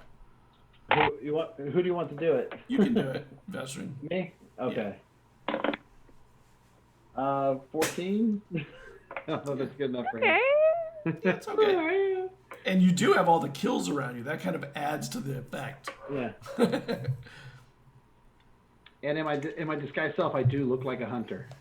You have a cart somewhere where you'd be able to get all this stuff back to the city? No, we didn't expect this many kills. Just pure luck. Yeah. I'll give you another 3 gold if you'll take the meat to my cart. I'll take the meat. Well, I mean, he can't have all of it. This is enough to feed us for days. 3 meat Weeks. per kill. Oh no, for all of them. All the meat. I mean, wolf meat is not a particularly popular meat, but it would be a terrible thing to let the meat go to waste. Well, Eslo, how much meat do you think we could procure safely for us? Because it's going to take time to, prepare all this meat for salting and eating, and I don't know if we'll have all the time in the world to cover it all. And look at Absolutely. Carradine, just slice a piece of meat off of one of the wolf legs, just start eating it right there. We don't need to prepare this. Well, we do if we want to enjoy it. Perhaps we keep one wolf for ourselves, one wolf for you, and then he can take the other ones. About 9 wolves. 3 gold. I'll give you the same amount. I'll let you have your one wolf. All right. So, where's your car? It's about a mile up the way. Right. Now I don't have Why to check. you traveled so far from your cart? Well, I can't get my cart down in here. It's too risky with the bog the way it is. So I was just coming to check the traps I had set. I'll check them afterward. Seems fair. All right, Right. yeah, we'll take what we get. We'll lug. I guess we'll lug the wolves over there. Yeah. Vezran will carry as many as he can. I would say probably 2, maybe, right? Yeah, you can carry 2 at a time easy. He can carry probably 3 without. Because you can put one over your shoulders and one in each arm, kind of thing. Between Caradwin and Eslov, they can probably carry more than half of them just between the 2 of them without too much effort. I mean, not with no effort. They're just, they're like dead weight, so they're a pain to carry. Yeah. But perhaps we can all get it back there with just one trip if we all take more than one. And he can put a couple on his horse. He could carry 1. The 2 of you could carry 1, 2, 3, 4, 5, 6, 7, 8, 9, 10. Yeah, you could get them all with Caradwin and Eslov carrying 3, the horse taking 2, each of you getting 1, and him taking 1. I mean, he would put his on the horse. He'd get all 3. Well, let's go. And you head up to you get to his cart after mile and a half up, and you can, and the land starts to open up in this area, and as it leaves the bog area, you can see it turns into gentle rolling hills in the area, mostly grassland, very, pockets of trees is really about it. But it's hard to see them with the fog. So you get them. So he puts them all up on his cart. And he's got some other animals up on the cart, and he's got some traps hanging off the side that are not set, not ready to go. So that's, you said 2 gold per pelt. Yep. That's 11 pelts. And 3 gold for the meat. I can carry 100. Well, Yep. That's 25 gold. And Wow, Eslov, that's impressive.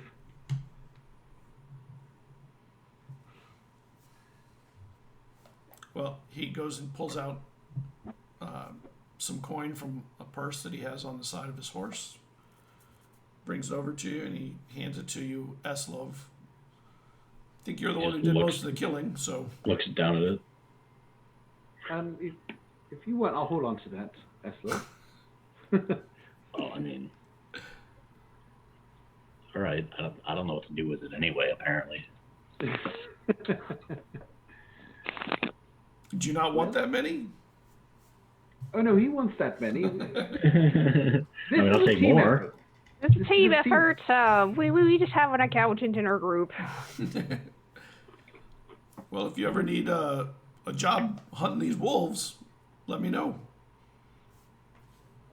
Thank you. We'll keep it in mind. It was a pleasure meeting you, and safe travels. And I hope you find some good quarry. I already have. Thank you. Have a Talking great about us. Good journey. Is there any news from Cairo that we should be aware of before we head in? Anything going on, perhaps, that we haven't heard about? Well, the tides dropped pretty severely, and the ships that were in port, they were already iced in. They're now 2 of them are leaning on their side from hitting the bottom. Oh wow! How's the city like though? Everybody okay, or is anything crazy going on since the festival? Well, there's the usual amount of gloom with a little extra spice poured on, I suppose. How so? Well, the Just 'cause of festival is pretty dooming, and I don't know, since the sun disappeared, there's been a kind of a lockdown on the city. It's been very tight to get in and out. Which son? And the Viscount, he went traveling for the first time in a long time. You know, Viscount is your oldest brother is the Viscount. And I'm assuming he said the son, they're referring to me. Yes? Well, you can assume that. That's what it sounds like. Well, which son went missing? That's the first I've heard of it. Vesrin. Oh, really? Is there any rumors as to why he went missing?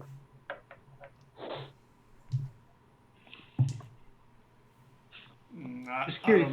I don't know nothing about that stuff. I just didn't know if we should be weary of if we run into him or anything. So. No, just make sure when you get to the gates, you pay your coin to get in, or else you'll be hit with the vreed, which is a weapon they use from above that will, if you don't pay your toll when you go in and you try and sneak in, not good.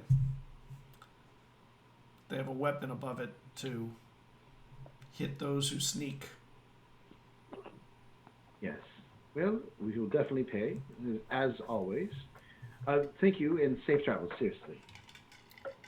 You too. Don't think the wolf will be in trouble for you, though. We thin that herd. Yeah, you might find, if you get cold, there's a couple more hot springs up ahead that might warm you up. Oh, good to know. Well, are we ready? He hops up on his horse Certainly. and starts pulling his cart. And guess we'll continue on our way. Okay.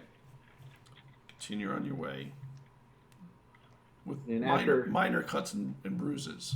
And after a few minutes, my spell fades away, and I'm back to being Vezard. Yeah. As you're walking through the hills, Caradwin, can you and Vesrin make me an intelligence check? Hey, it's not bad. It's 16. 18, Vezard. 19, 20, 22, 21. Sorry, I did 5 instead of 4. I only have a +4. So 21. Caradwin, you this place looks familiar to you. As a matter of fact, you kind of are. There's a mound up ahead that has some rocks on it, not just some rocks on it that you realize as you're going up, it kind of sends you back. You have this memory where you're riding out for the day on horses with someone that you know really well, and as you're riding together, you find this, when it was grassy, not snowy, this plain on the near the bank. It's not that far from a cabin that you know pretty well too. The wind, you remember in yours, like, it was a really beautiful spring day. The wind was like pushing the grass in waves, and in the center there was a mound, and that mound looks like the one ahead of you. So when you close your eyes to think about it, you hear a voice say, "Reishu," and you realize in your mind, like, you're seeing this play, and the horse takes off with that person on it, riding out ahead. What are you doing? Oh, Caradwin would just be like, she'd look around and then she'd just sort of zone out. And the horse goes a little further and he turns back. Aren't you coming? She'll kind of snap out of it. I think there's a cabin ahead. I'm pretty sure, and she'll sort of like race ahead to go and climb up that mound. I'm right. So you and the person you're with, you get to the mound, and when he gets off the horse, he just kind of lays back on the side of it. He's like, you can check out the mound. I'm going to take a breather. Oh, we're acting the memory. Okay, sorry. Yeah, we are. Okay, sorry. I thought it was. All right. Okay, yeah, she'll is he like riding around with No, he rides to the mound where you were racing off to, and when he gets there, he gets off the horse and he just kind of lays back on the grass and he feels the wind and it's a beautiful spring day. Okay, yeah, she'll lie on the grass next to him and He and you are both tired. You were at the cabin earlier, and who won the race? I guess he did. I don't know. You want to win the race? You can win the race. It's your memory. You can have the memory. It's true. Whoever wins. No, yeah, he'd win. Okay. He'd win. He'd be like, race you. Okay. And you're supposed to do a countdown when you do a race, and it's just sort of like elbow him. I know, but I'm very competitive, and I can't win many things against you that are these physical feats. So I thought maybe I'd get lucky. And you sit back and there's silver clouds and the light is beaming out from them. And he kind of lays back and closes his eyes and just kind of enjoys the warmth. She'll do like cloud watching with him, make some jokes. And suddenly there's a pony looking over at your face, right from above your face. Do I recognize this pony? You don't. Oh. It has no bit or bridle or anything like that. Hello. It's kind of above you, and then it turns very quickly and kind of prances over the hill. Was it a mare? It was a pony. It was small. You don't know whether it was a boy or girl. It moved quickly. Yeah. This is a pretty little thing. Or wired wind. Do you want to go find out? So you go find out, and as you go over the mound, you realize that the mound drops suddenly and goes into a hole, and there's stonework on the inside. And Skyrim. And you've heard of things like this. This would, in the little bit you've been hearing about history stuff, you know that a lot of souls on the island are built in this configuration. They're called Brocks. Mm-hmm. But this one looks like an old damaged one, like maybe a ruin. And you don't see the pony anymore. Where'd she go? And it's just gone. So shrug and like, well, I haven't seen this here before. We've been around here a lot, haven't we? And when you look down, you see he's sleeping. He fell asleep. She'll like sort of stare at him for a little bit lovingly and then go and check out the Brock. And you climb down into the Brock. You can kind of go down the side, the other side of the hill, and come around the other side, and you can see it's very. There's like almost an entryway to it, and inside it you see a bunch of crows. They're not making a lot of noise, but it looks like they might be eating something. There's a bunch of them there. And when they see you, they start to fly up, and there's a carcass of some, like a large rat or something that they'd caught. Make me a perception check. You will. Okay.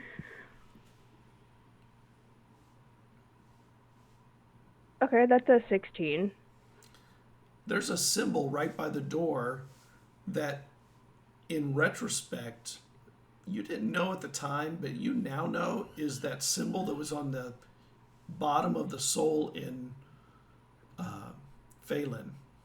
The horned goddess. Yeah.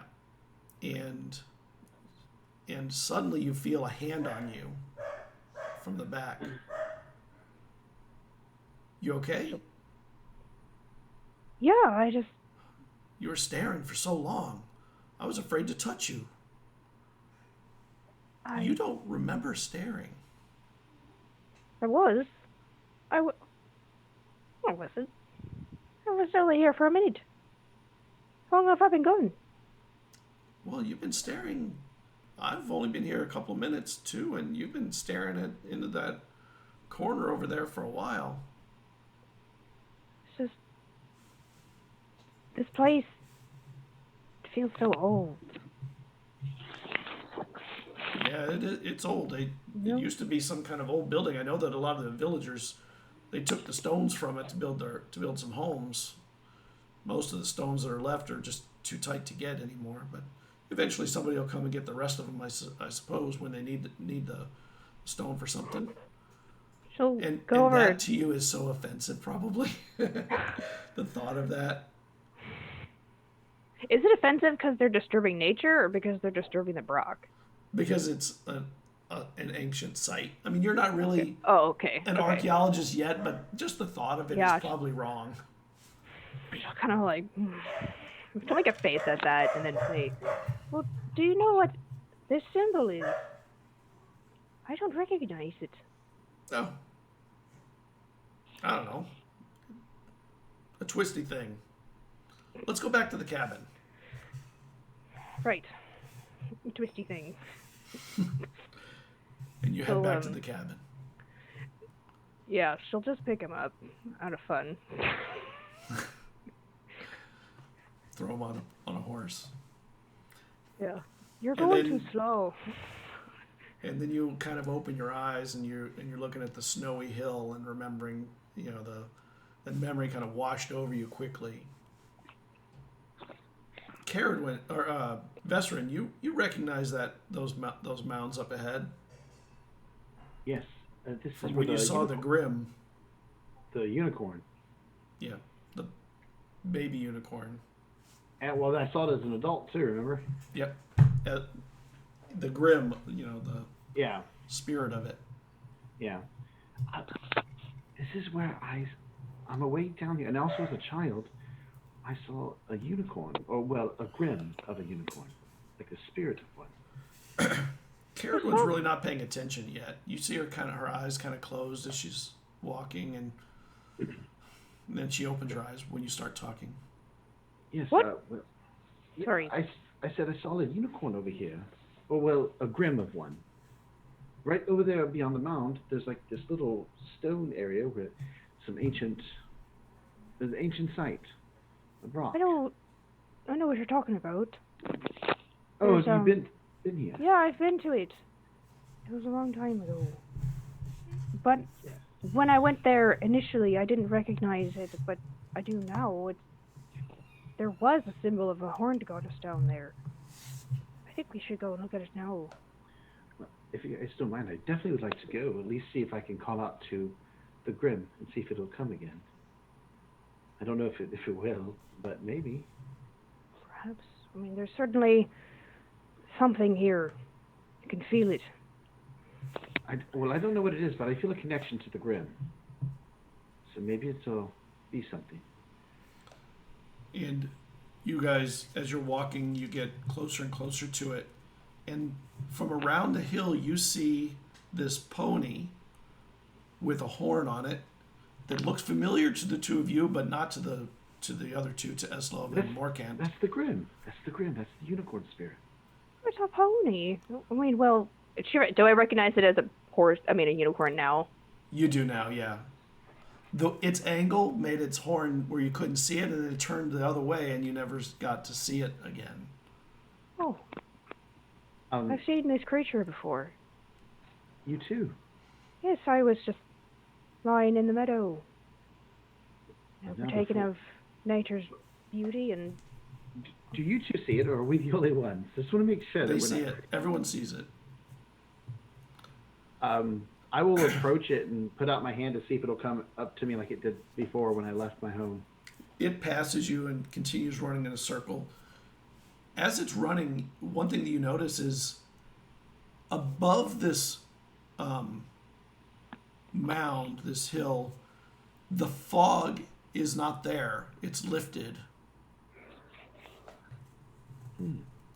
Perhaps if we can get my sister here, it'll give her some type of defense against the... nice. Well, we know that the horned goddess interfered with the succubus. Is it magic? Perhaps that's the root of... Perhaps we're onto something. And the pony comes around after a little while, after running. I mean, it's kind of running around the hill some, and then when it comes over, it walks over to Eslov. and it kind of stares up at you. He kind of, it's like, what are you doing? And then it kind of leans into you, and it would sort of nuzzle into like your weapon side, except when it does, it kind of goes into your body like a spirit pony. What? It's a spirit. It's a grin. That probably is not good for you. He doesn't know what's going on. Should we be worried? No, I don't think so. I think He's gonna be possessed by a pony. And your axe has a inside me little right bit now? of a glow. It just kind of leans, like it's trying to nuzzle, but it can't really touch The you. magic axe? But your magic axe, it gets a little bit of a glow. He'll take it out and he'll kind of... It just got a dim glow. Eslov. He will speak the command word to make it glow. It brightens. Does a pony like it? He shows it to the pony. Yeah, it stays right up. It seems to be trying to nuzzle the axe now that you realize, not so much you. So he's gonna hold the head of the axe out to the pony.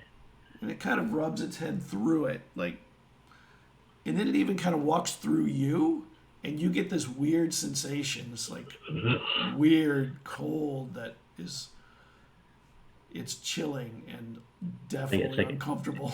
It's like a damp kind of cold, like a clammy kind of cold. Yeah. Eslov, I have a theory I'd like to try. Can you bring your axe and yourself over here to the little hole, in a sense? Yeah, of course. I did see some symbols down here before. I don't know if Dwin saw any symbols, but I had seen symbols here before. Perhaps your axe or even your tattoos might be connected to this area. Yeah, he'll come over. By the way, we should try and identify the tattoos, because I don't know if we tried that yet. We'll just do that later. We could try that. I could try that tonight. Yes, if you I like. can look at them. I was saying that out of character, but in character. I suppose I was saying. Perhaps Did you Dwin, look if at my tattoos the same way you looked at that axe? Perhaps Dwin and I could Certainly. combine. Yes. I mean, your history knowledge and my arcana knowledge, perhaps we could figure this out. All right. And when you head over to the hill, to the mound, it's pretty easy to find the entrance. It's pretty narrow, but it goes into basically a big opening. Morcat, this looks very familiar to you. Most of the souls you've ever been in were built and shaped like this, although this would have been a very, very tiny one comparatively. Okay. And when you're inside, the glow from the axe, wherever it's near the walls, you can see all kinds of writing.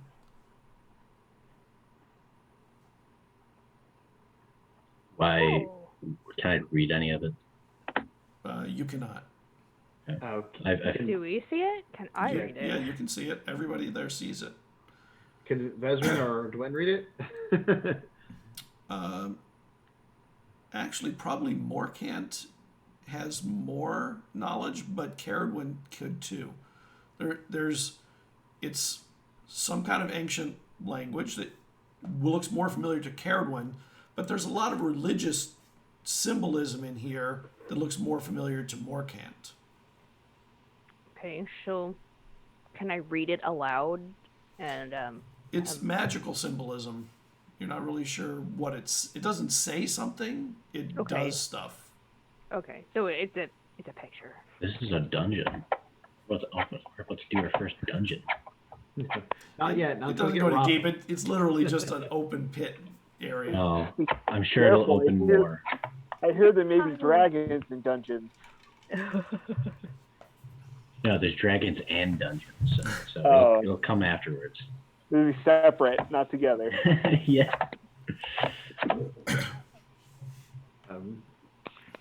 Can you guys read this? I can. It's real old. It looks like it's protections that have been put on this place against just all all kinds of evils, many of which you've never heard of, you and Morkan, between the two of you, but things, demons and devils and just all kinds of stuff wrapping this area, protecting it. And It looks like the fog above it is just empty all the way to the sky. Like the fog seems to roll up to the edge and kind of roll around it. I think this fog is being caused by Tabomies, considering that this whole area is warded off from fiends and devils and things like that. And it's not penetrating this circle. That could be why the succubus's magic wouldn't work with the horned goddess symbol by it. Just had a lot of warding around. So hear me out. What if we can get Rotha here, and maybe put use some of the chalk to like protect her inside here, so that way it kind of withstands the weather, protecting her from like maybe other people trying to find her and find her. See her and find her, I should say. Then perhaps this could be a good safe place for her to still be able to use her abilities, as well as not be found. It's true. I think another potential place to put her would be the basement of the soul, and where we had the succubus in. We just need to check to see with Eslow's axe, to see if that light will illuminate more writing. See if it's Use it saying. as much as you like. But I mean, I think it's a good start to put her in a place that is sanctioned in a way, and the only problem is that it's not very comfortable. Yeah, it's open to the sky. It's Not still cold very- in here. It's not very shelter ready. This is true. I'm seeing this as potentially a quick place to get her to if we need to. I do know there's a cabin nearby. We could perhaps put her there. Is Until that we- like my family's cabin? It is actually, you don't really clearly remember what there. You have several cabins that the family's had. They've had, their hunting cabins and their travel cabins and stuff. You don't remember specifically one right over here, right near the mound. Well, I mean, perhaps we can go to the cabin. I mean, but if we want to stay safe from the fog or things in it, this could be a good safe spot as well. Yeah, We have the Grim to protect us, at least give us some type of warning, I'm sure. It's a guardian spirit. Plus we have, as you can see, a clear sky above us. But I'm fine if you guys prefer the cabin. If it's Well, I was closer. just thinking, like, if things get really bad, we can put her, at least she's closer to this spot if she's in the cabin. And if things get really bad, then she can run into the spot. Is it nighttime, by the way?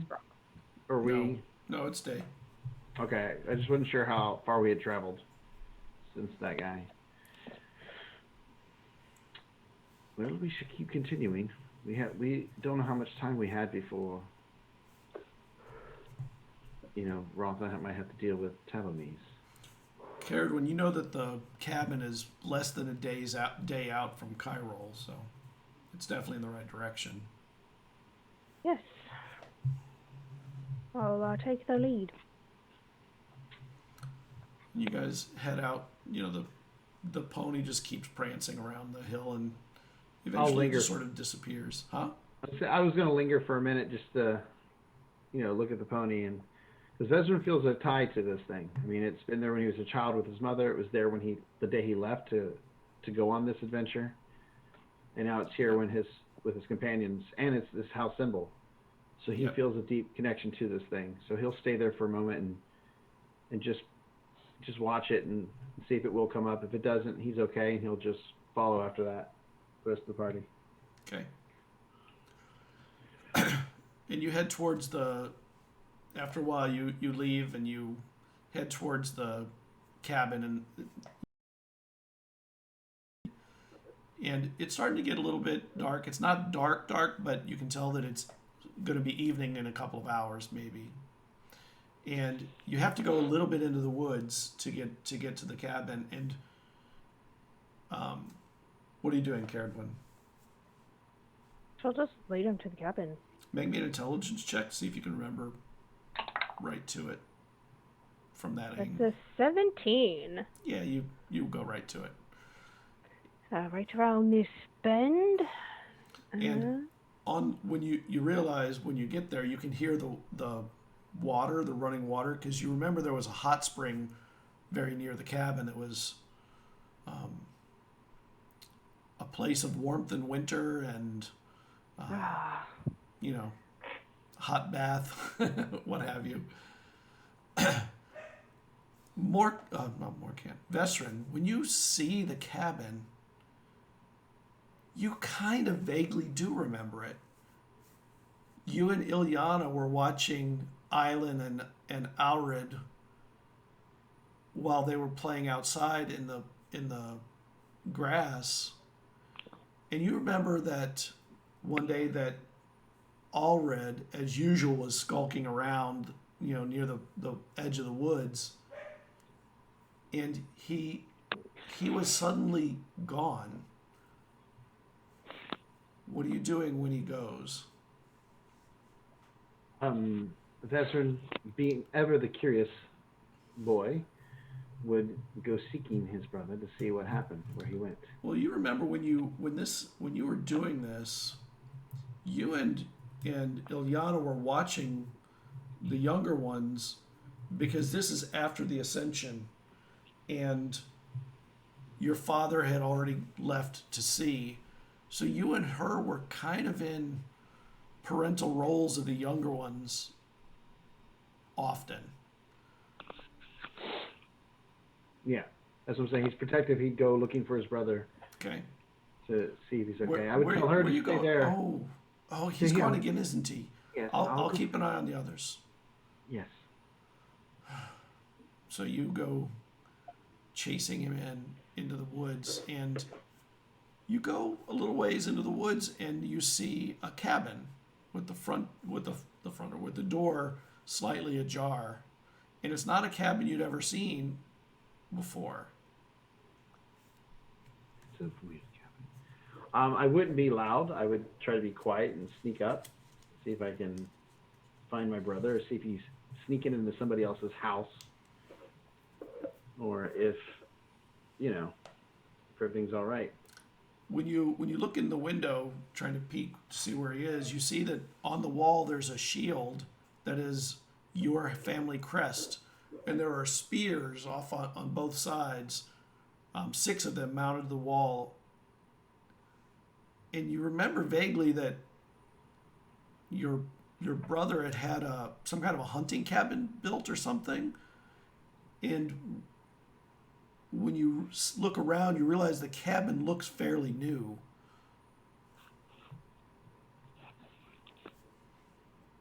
I'll kind of go in. It's our family's cabin, so it shouldn't be a problem with me entering. So when you go in, you see there's a fireplace. It's not on. There's no fire in it. It's it's not a cold time of the year, but there's also a bed with some really nice white linens, but they're all messed up at the moment. They're not like made or anything. And the back door is kind of going kunk, kunk, from the wind. I'll kind of open the door and look out and see what's going on. And you see Island back there, and he's talking to somebody that's behind a big tree or something. And he's just talking. He's listening or something and nodding and stuff. I'll try to sneak up to see who he's talking to. And as you get closer, he nods his head yes, and he turns to you and he goes, "Tag, you're it!" And he runs back towards the house. Who are you talking to, Island? But he's running. Island! And I'll run after him. He goes through the house again. And as I go to follow him, I kind of look back to see if I see who he was talking to. There's some brush moving, but you don't see anybody there. I'll pick up a rock and throw it over there. Okay. And if nothing happens, then I'll chase after him. I'll chase after him. he goes through into the house again, the cabin. I look around the cabin one more time just because I'm like, I don't know this one. Who's been here? Like, I want to see if I can figure out who was here. Make me an investigation check. Nope. Okay. I rolled a 4 plus 4, 8. Yeah, I mean, you don't notice a whole lot. You notice that, the coat of arms, obviously the spears. There's also a couple practice swords, like wooden practice swords. Next to the bed, there's a small casket for ale, and there's a towel draped over a chair, and a little bit of a lace cloth hanging over the chair too. It's pretty. I'll pick it up and look at it, see what it is. It's like a veil or something, like something small, but it smells nice. You're not sure what it is, but I'll just put it back. I'll put it back down, and then I'll. And you're it, you know. And he runs out the front again. Yeah. And I'll chase after him. You head back out, and outside as you're running, you realize that there are horse prints that look like they had come up here and gone away, and come up here like many times from one side. There's a bar for tying off horses.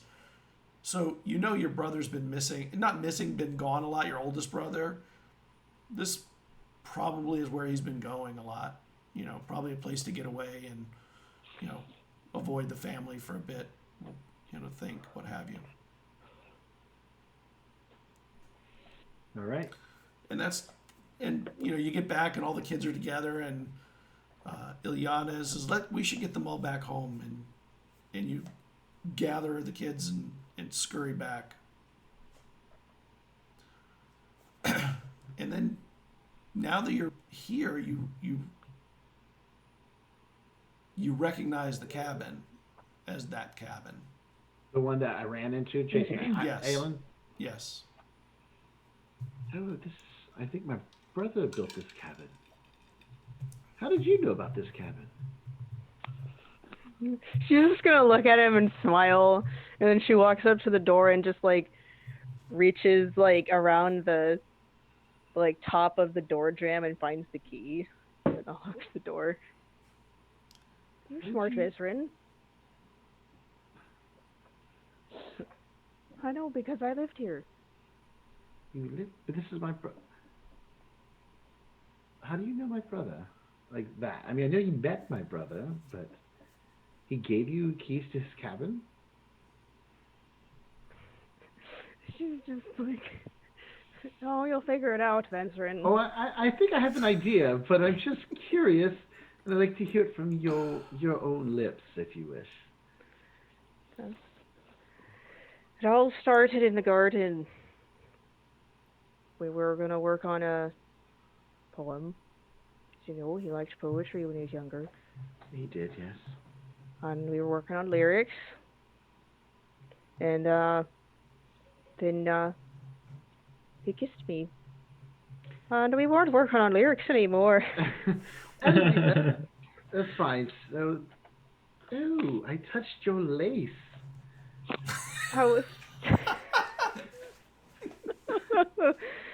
came here as a child chasing my younger brother, and I found lacing. It was yours. I will say it smelled nice, but that's a little creepy now that I know this.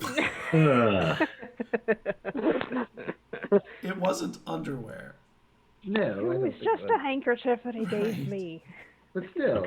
Okay. Still, it's It wasn't my naughty things or anything like that. No, he did make me wear quite a few naughty things. I don't need to know. Listen. Spare me the details if you don't mind. Yes. You can gosh, me the sorry. details on those situations. Yes, please. So should I call you sister? We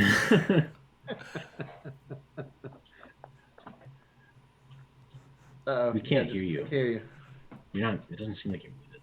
There we go. Sorry, I have an internal mute on the Yeah. headset. Well, that remains to be seen, as Eldrin's the one who did the calling off. Wait, so what's going on? Apparently, He's been looking back and forth. He's been trying to decipher what kind of implications are being thrown around because he's not really. So apparently, this cabin is my brother's and hers because she lived here as well. Together with my brother. Yep. I don't know if you understand what that means. They were, together. Not like we're together here, but like together romantically. He does not know what romance is. I don't know what that is. Well, when a man loves a woman. I mean, there could be two men or two What's love? women. Well, true, but in this particular situation. Look, I came here with Eldrin when we wanted to be alone together. Not necessarily. You may understand that. I know what that means. Yeah. Eslov definitely knows what that means.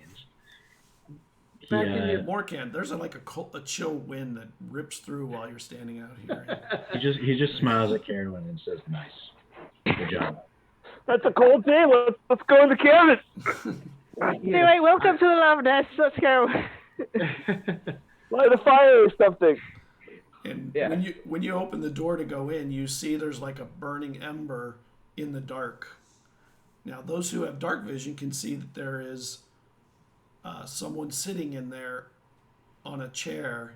I never with a put the pipe. axe out. The axe is still glowing. No, it stopped glowing after a while. Oh, okay. So I didn't know if it stopped automatically or not. I guess if try it's to dark, wait a I'll take it out. I'll speak it. And there's a glow, and sitting in the corner, smoking a pipe, is Vergire. Zagiri? Zagiri? Do I know this person? You do. We beat him up. We beat him up. Remember, he was the guy that we met? Yeah, okay. Daughter's missing. First night. He killed the messenger. Yeah. Hello, Zagiri. Come in. Oh, he's the dude that we Okay, I remember. Pretended to beat up, so that way it looked like we ran No, away. we did beat him up. Yeah, we Threw him on a barrel. That part wasn't pretending. We kicked his ass. But did we though? Anyways, Zagiri, yes. He enjoyed it. It wasn't even hurt from it. He enjoyed it. No, but I mean, we can still beat someone up even if they like it. You ought to It doesn't close change the door. fact that we're beating them up. Yes, yes, of course. Now that you're here, let's get a fire going. It's cold out there.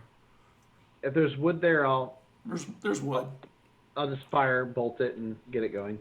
In fact, the cabin looks almost the same as it had ever looked, except the bed is made, although aged. It looks a lot, like it's probably the same linens, but they're really old now, and they've faded in color. Some of the pretty frills on the bottom are faded away, so the bright colors are now dulled.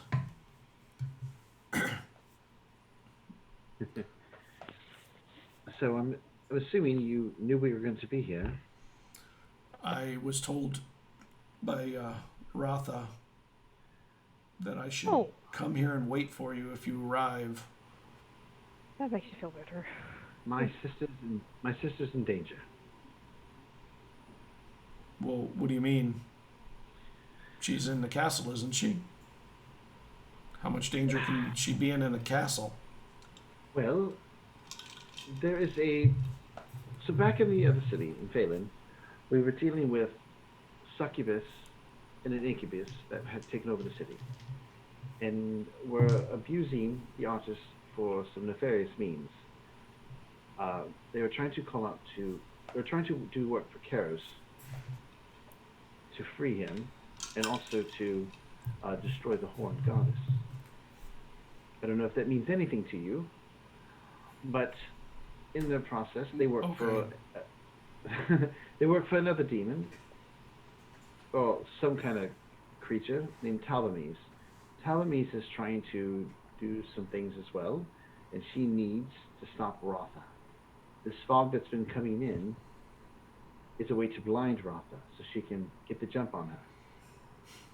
And very conveniently, she's been working with, or I don't know if she's working with or controlling Eldrin. And Eldrin happened to leave just as she's got this magic in motion. It seems very convenient that my brother would take so many soldiers, including some of the finest, to defend him, just in time for her to come in when Rotha's vision is going to be blinded.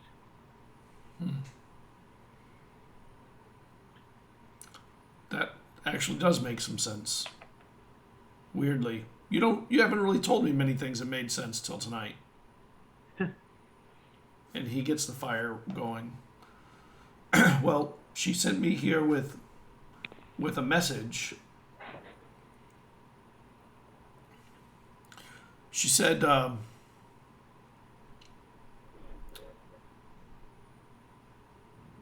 on. You know, the safety of the town is in the basement of the keep, right? She says it's safe for others there as well. And that's it. I don't know what that's supposed to mean, but maybe you can decipher her. She's always so... And you say that I say things that don't make sense. Oh, Roth has never said anything that made sense to me. No, this is true. Do we know what town she's talking about? She's talking about the keep, I believe, the castle. Well, there's only one castle on the island. Okay, so the safety of the town is in the basement of the keep. Okay, well, maybe there's another... Do you know... Have you been down there? You've probably been down there once or twice when you were being given tours of, if there's ever an attack, that's where the population goes to be kept protected. Maybe there's another symbol there, the horned goddess. Maybe that's what she means. Perhaps. We should check it out if we get there. Vigir, do you think that you could somehow get us in so we can try to get to Rotha before this Tabanis? I can change what I can't get like. near the city. If I go there, I'm a haunted man. I'm wanted. What did you do this time? Is it with our stuff? Well, the last guards that went to Phelan, when I waylaid them to try and slow them up, some of them got away, and I think one of them might have seen me, so... They weren't a small contingent, and the traps that I had set and let loose took some down, but I'm afraid some of them got away and got into Phelan. I was hoping that you got out before they caught you. Wait, was that the same? Out of character, is that the same group that my sister had sent? Yes. And he's the bandits that they encountered on the way in. Yeah. Not to make you feel terrible, but I believe those were the soldiers my sister sent to help us. And as far as I know, nobody had seen you. So how's it going finding my daughter? This is, I believe, all tied to that, believe it or not. The whole goddess is where I believe is where the people are being, that's where I personally believe they're being taken. But if these demons are allowed to do what they want, then they might be able to corrupt and make things a lot more difficult. We may have found a way to potentially cross over, but it's going to take some time. I have to get Rotha safe so we can work towards that goal. Hey, Scott. Yeah. I humbly request a second bio break. Yeah. I second the bio break. This is a good plan. Let me put it. We'll be right back, everybody. Sorry, I gotta stop drinking all my fluids right when I sit down. I do the same thing. It's maddening. Yeah.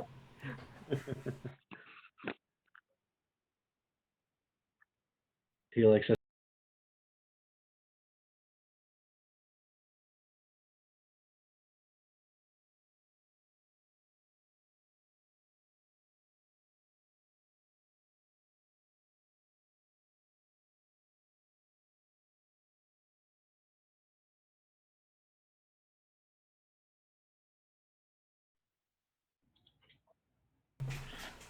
Welcome back, everybody. back from our break. Hey, Everybody's done. And they are enjoying a cabin that two players have been at different times in the past. You know, both of them playing just different kinds of play. So Figure, yes, like as I said, we are working on a way to cross over and hopefully find those that have been taken. And I think we're very close, but I do need to make sure Rafa is safe before we go. She seems to be targeted by Talbamies for a reason, and I think that it's all tied. We need to find a way into the castle. You could scale the walls maybe if you're a good climber. Well, Vezran, do you know any emergency exits? Yeah, would Vezran know? Would Vezran know anything? I mean, he lived in the castle. I would think he would know potential entrances. Is there any reason Vezran can't just walk back in? In all honesty, you chose... That is something he doesn't know. Bagheera, do you think I could just walk back into the castle? It's your castle. Your family's castle. I don't know. I know that... That'd be opening a whole new can of worms. I don't know what happens with all of you. Let me ask you, sir, with Eldrin being absent from the keep, is Alred in charge of maintaining things? Normally, if Eldrin's not there, Alred is in charge, and then, although Ratha, even though Alred might be in charge, Ratha's really more in charge then anyway. She's just... We might be able to just walk in if Ratha's in charge. Where's Aelin at? I don't know. I haven't been in a while. I have to hit the North Road right after, now that you're here. I have to head to the North Road to try and waylay your brother when he's on his way back. What are you gonna do to him? Try and stop them. From getting back? Yeah, at least hold them up. Slow them down. It's not worth dying over. Is that for my sister? Or is this something that you're choosing to do? She said that he would be taking the North Road trying to get back around here, and I thought I could, depending on how many there are and which men are with them, that I could... I'll give him I'll tell him how many people are with him. And also I can't do that. And also the potential of the invisible Talbamies who was with him as well. You also, sir, seem to have a distinct tact for killing the wrong person. I'd recommend you change your profession.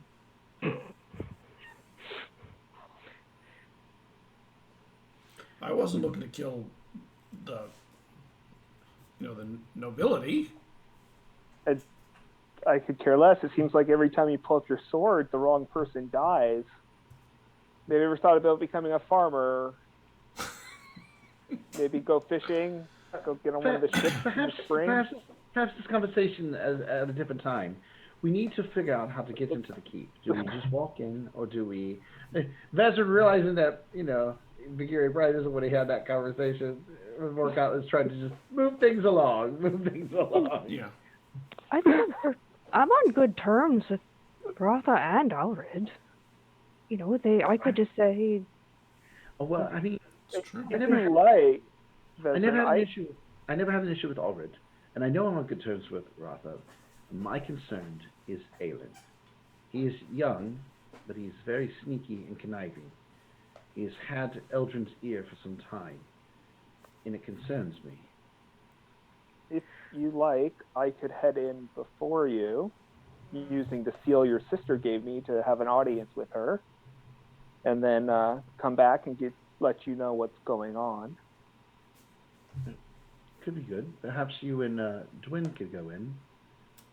Sure. With Dwin's connections here, and your seal, perhaps you can gain an audience.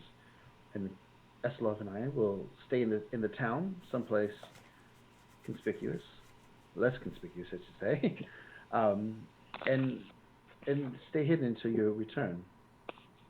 Perhaps you can even convince Rotha to leave with you. Sure. That sounds like a good idea, but it's getting dark. I should probably Sleep here for tonight. Yeah. We still have a day's travel from here. Yeah. Vigire, you're more than welcome to stay, obviously, but if you have some place that you prefer to be, then I won't hold you up. I don't mind staying with a warm fire while I rest. I'll be sleeping outside, of course. You don't I'm have sleeping to. on the bed. Yes, nobody was going to fight you for that. It's a large bed. Vezerin just thinking that, her and his brother, he's like, nobody was going to fight you for the bed. The bed is all yours. I'm sure there's a comfortable chair around here, a couple for me and Walcott. And Eslov, you don't have to be near the fire, but perhaps you should stay inside so that way we can communicate if something happens.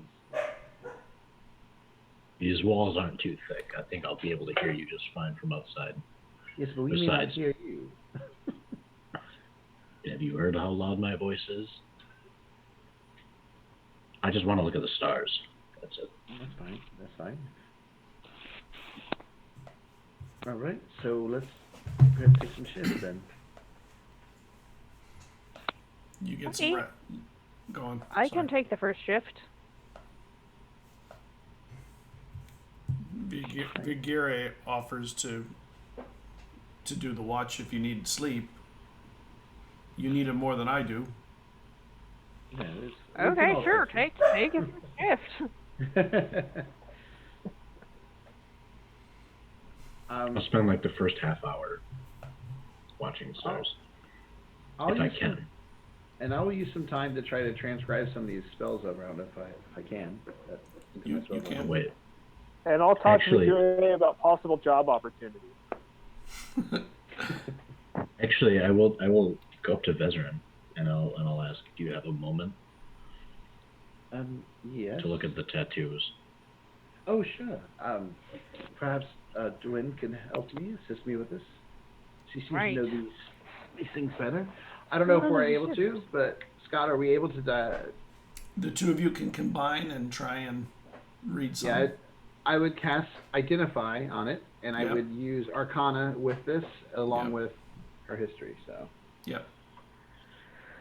Okay. What am I rolling? History? My history. Yeah. How, Ooh. Okay. how am I Sound in of front that. of Carrot? It's a natural 18. Ooh. That's I rolled a fun. natural 12, but I have a +6. Ooh, nice. I got a 23. And I have an 18. Get some exposition. Nice. We get to learn that it's cuttlefish ink. So. It's the key to making armed fish. True. Or kind of becomes the BBEG trying to get it from me. As long. What was your roll? You found What my were your two secret. rolls? The secret why I was banished. I rolled a natural 12, but I have a +6, so 18. And yours, Caragwin? 23. Okay. So,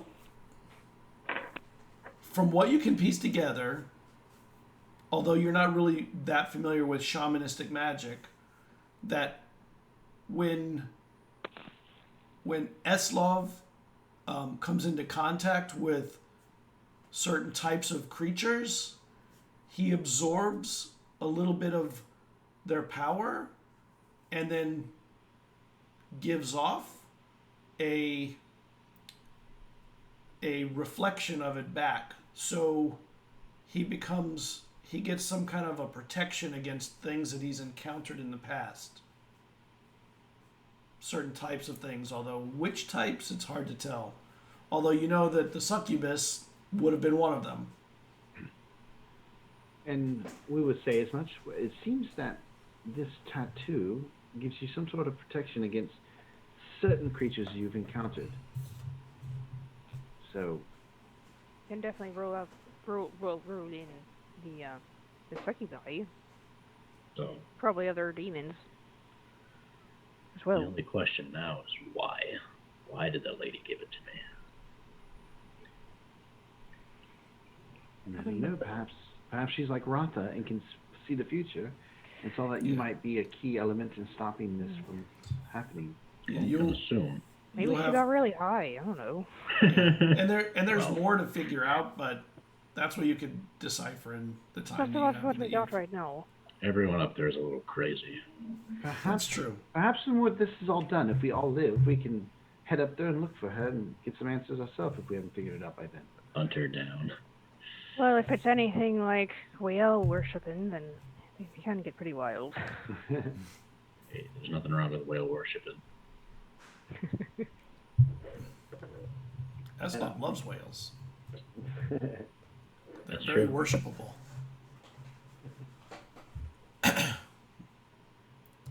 So go on. That's fine. So you get sleep through the night, rested, or trance through the night, and you do some of your transcribing. There's enough time for both. By the time the sun starts coming up in the morning.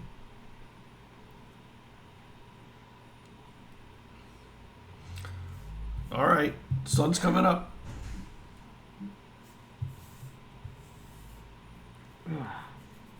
Well, we should get on the road. Vigiria, what's your plans? Are you going to stay on the roads and try to at least slow them down a little bit, and then head out after you set your traps? Yeah, I may go fell. My thought would be to fell some trees if they're traveling in those numbers. Dropping some trees could really eat some time just for them to get them out of the way. Mm-hmm. And do it in places where they might feel like they're going to be ambushed, so that way they feel like they're more hesitant and slower, more cautious. Yeah. Oh. So, well, safe journeys. Perhaps we will see you in the near future and have better news of your daughter by then. I hope so. Or any news. Yeah, let's get going. He heads out one way. You guys head out the other way. You put the fire out in the fireplace, and he does that to shut it down. And you start heading out along the trail. It's really more of a trail, but it's an old trail at this point. Between Caradwin and Eslov, they can probably figure out where it goes. And as you're going, you probably go maybe 2 or 3 miles, and you feel this warmth all of a sudden in the air. And you know that there are hot springs that sometimes can do that. You can feel like a warmth roll across, with the wind. Yeah. There's the hot springs nearby. Yeah, they just kind of blow heat. And the trail, it forks. And you don't remember it forking, Caradwin. Split the party.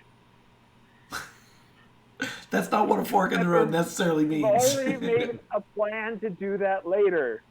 I don't remember us doing that. Do I remember which fork goes to town? Make me an intelligence check. It's an 8. No. I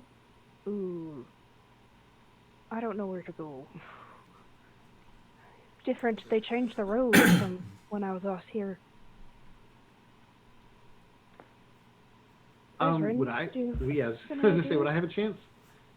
Yeah, you can. I'll give you one. At disadvantage. You didn't really come out to this area much, but you vaguely remember parts. What am I rolling? Survival or Intelligence. intelligence? Just remember. But you'll probably. Well, I rolled an 18, but then I rolled a 4. Yeah. So Yeah, no. total of 8. No. What I'll do though is I'll send my little friend into the air and see what she can see from above and what Okay. would be a good direction to go. And it gets above and it sees the fog out in the direction, and the fork goes like this, And Chiral seems to be directly that way. Like in the middle? Yep. Okay. All right, so I'll relate it. The roads seem to fork around. It's not really a road. It's more like a horse trail. The horse just seems to fork around. It doesn't matter which one we take. But it always matters. I say left. All right. Sure, let's go left. I'm all right with left. All right. And he splits the party. It's a race. Go. First one to die wins. And the land starts to rise, which both of you that have been here know that Chiral is built on a rock on the end of the island overlooking a bay. And the whole land in this area starts to rise up. It's very rocky. And you get a certain way and you see like warmth rolling through the fog from like an opening in the stone.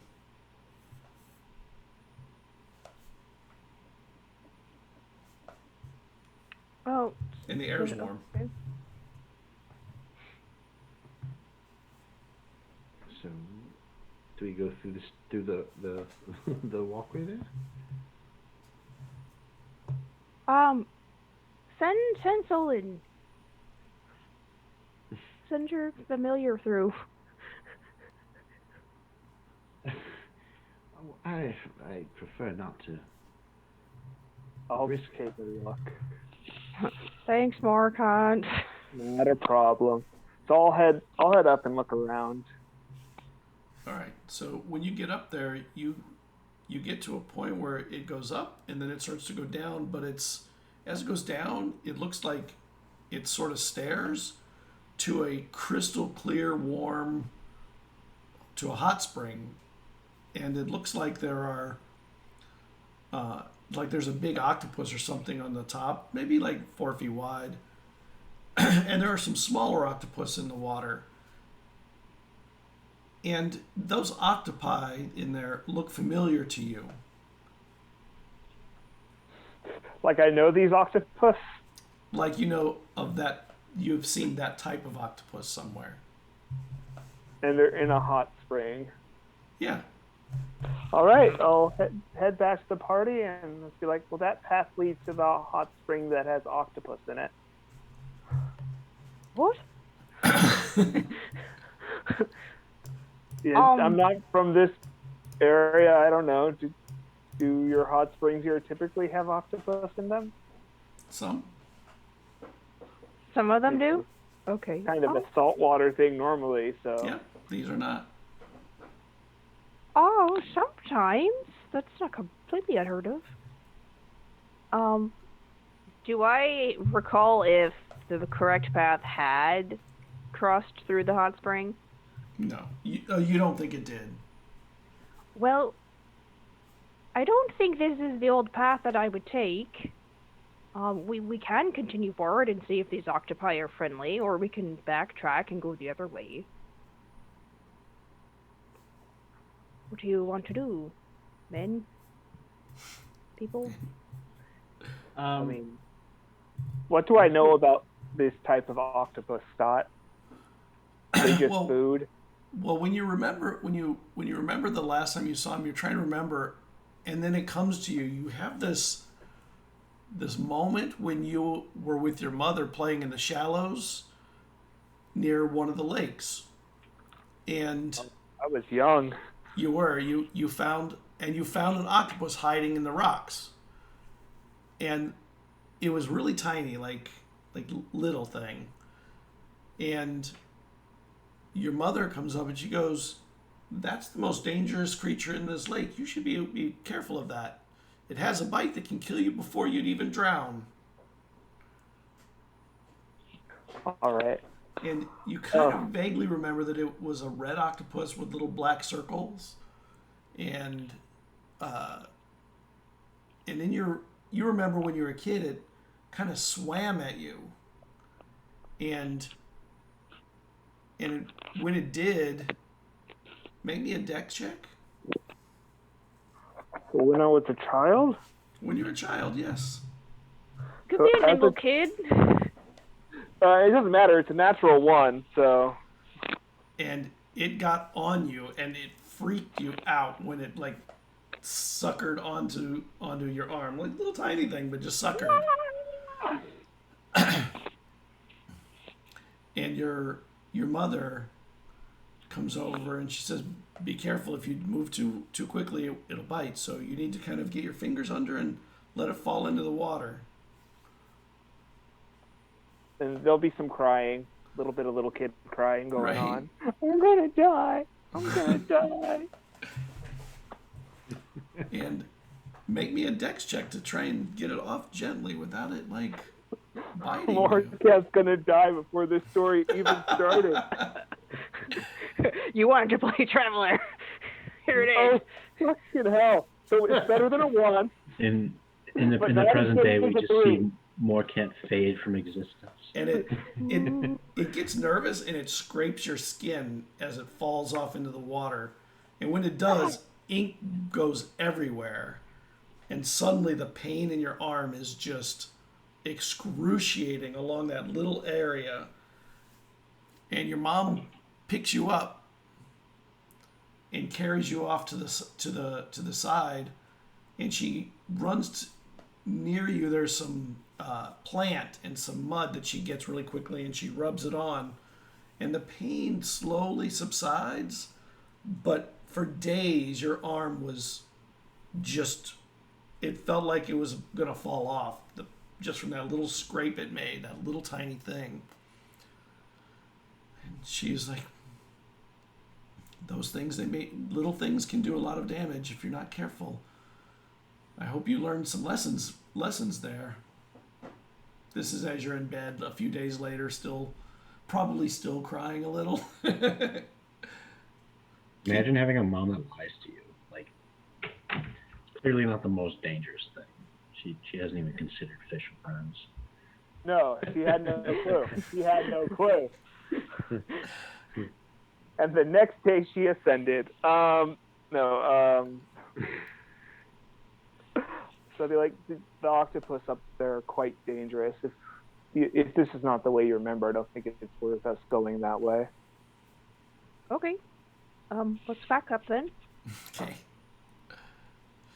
Now, can you make me an intelligence check, Morkant? Hopefully it's better than a 5 this time. Okay. No, that doesn't make it. All right. It is not better than a 5 this time. Switching dice. Yeah. I think your dice need to go into jail. Yeah, I'm done with this All dice. our It's dice. gone. I just rolled a 1, then a 2, then a 3. Yeah. I think Dylan it got passed his luck better. over to you from last session. You what? You passed your luck from last session over to him this week. Yeah, because I've been getting pretty good rolls. Yeah.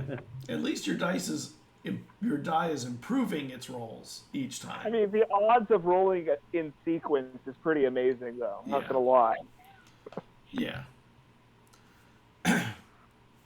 All right, so you head back to the trail and you find your way back to it, and you start heading back to Cairo, down the other road, and you see the people who haven't seen Cairo. As you start to clear the little bit of woods that are left, it kind of rises up on these stone, almost like gigantic stairs, carved into it, a roadway that heads up to it. And there's a town that wraps around the keep. And unlike Phelan, this town's very tight. The buildings are almost all stone, very little wood here. They're all 2 or 3 stories tall.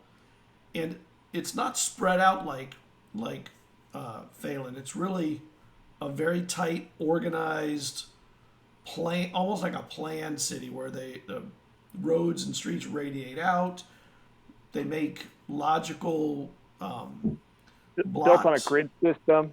Yeah, some kind of a grid system of some. Yeah, and and it's less busy than Phelan in so many ways, but it still has all the usual stuff. It has, merchants and stores and all of those things. There's definitely a gloom on the eyes of the people that are coming around, and you go a little bit further and then there's a wall with a gate.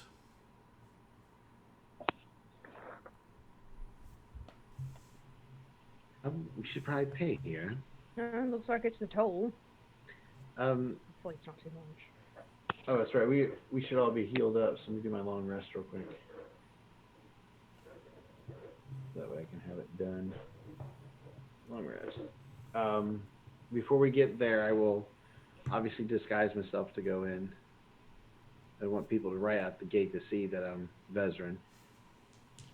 Okay. And I will turn into the familiar little old man. Whatever his name is. You guys have all grown to love. You know his name, Delmon. Or to recognize. And then we should go in and pay now. How much is it to enter the gates?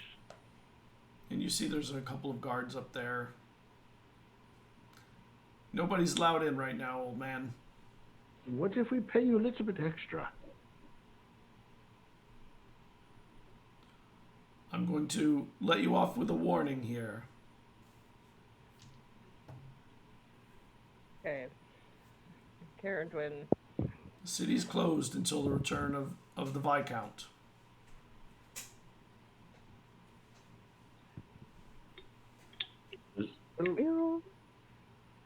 Wait. What do you mean there's you mean there's nothing we could arrange? And she'll kinda... I'll nudge Morkant, and I'm like, perhaps show them that you're friends with Rotha. Wow, what was Caradon gonna do? Well, She's perhaps gonna there's do bard something. things. I'll pull the Rotha card. That's a better idea. Well, Aw. perhaps. I mean, I can seduce him if you want me to. Yeah, I figured that's what you're going for. Yeah, I'll let you do your bard things. Well, I'll have you know that I'm debating so hard right now. You don't have to. Just go for it. No, they're both good options. That's why I'm Go like. full bard. Try it. If it doesn't work, then he can let them know about the If Rotha. it doesn't work, then Eslov can try it. I have, Okay, so I have she'll. another plan as well, which All right. So she's like, "Oh, are you doesn't sure there's work. nothing we can do to work something out?" And she'll kind of give him a little look over and a wink. Can he even see the wink from where he is?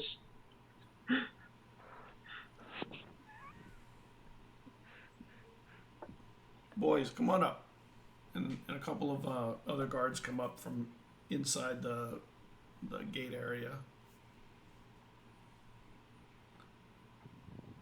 She'd like to pay her way into the city. God, these fucking creeps. Make me a charisma check. Okay. I am a bard.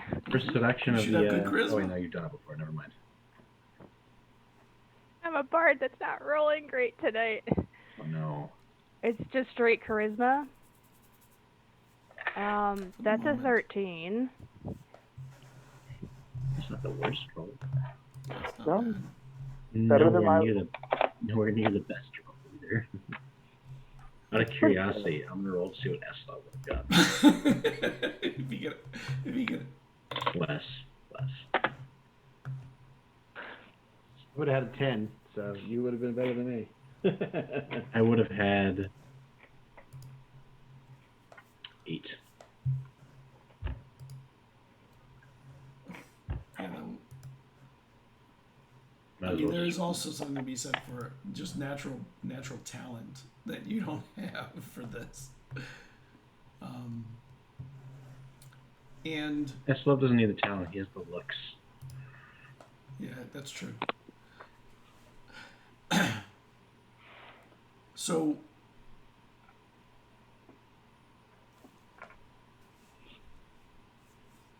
do any of you need a little extra to allow someone into the city? Then one of them in the back goes, no. And the other one goes, no.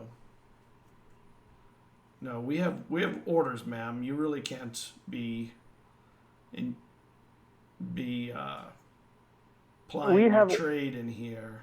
We have orders as well, and I'll pull out the seal. I need to speak with Rotha as soon as possible, and I'd really appreciate it if you stop holding us up.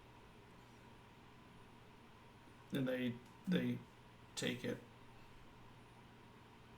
and the one hands it back to another one. Hold on a moment.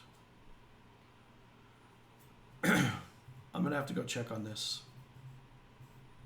If you'd like, you can wait here while we check this. Yeah, sure. I mean, it's cold on an old man's bones, but what's not a little longer out the cold? Hurry! It's quite urgent. He hands it through the portcullis to another guard on the inside, and the guard disappears into the keep. And after half an hour, he comes back. You can let them in. Rotha will see them. And he hands the paper back to you. Bring up the portcullis, just for one. And he rings a little bell. Ding, ding, ding, ding. Right, raise it up.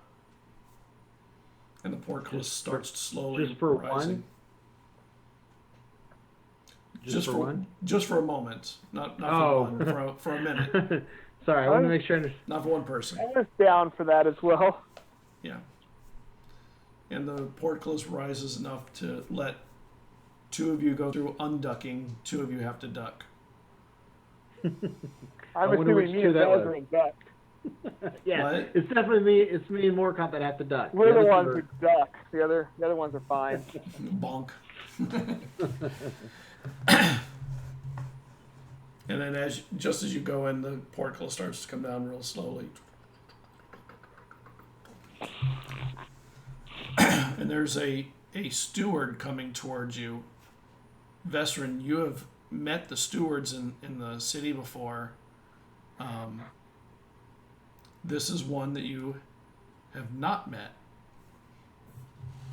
which tells you there's probably been a changing of the guard in that regard.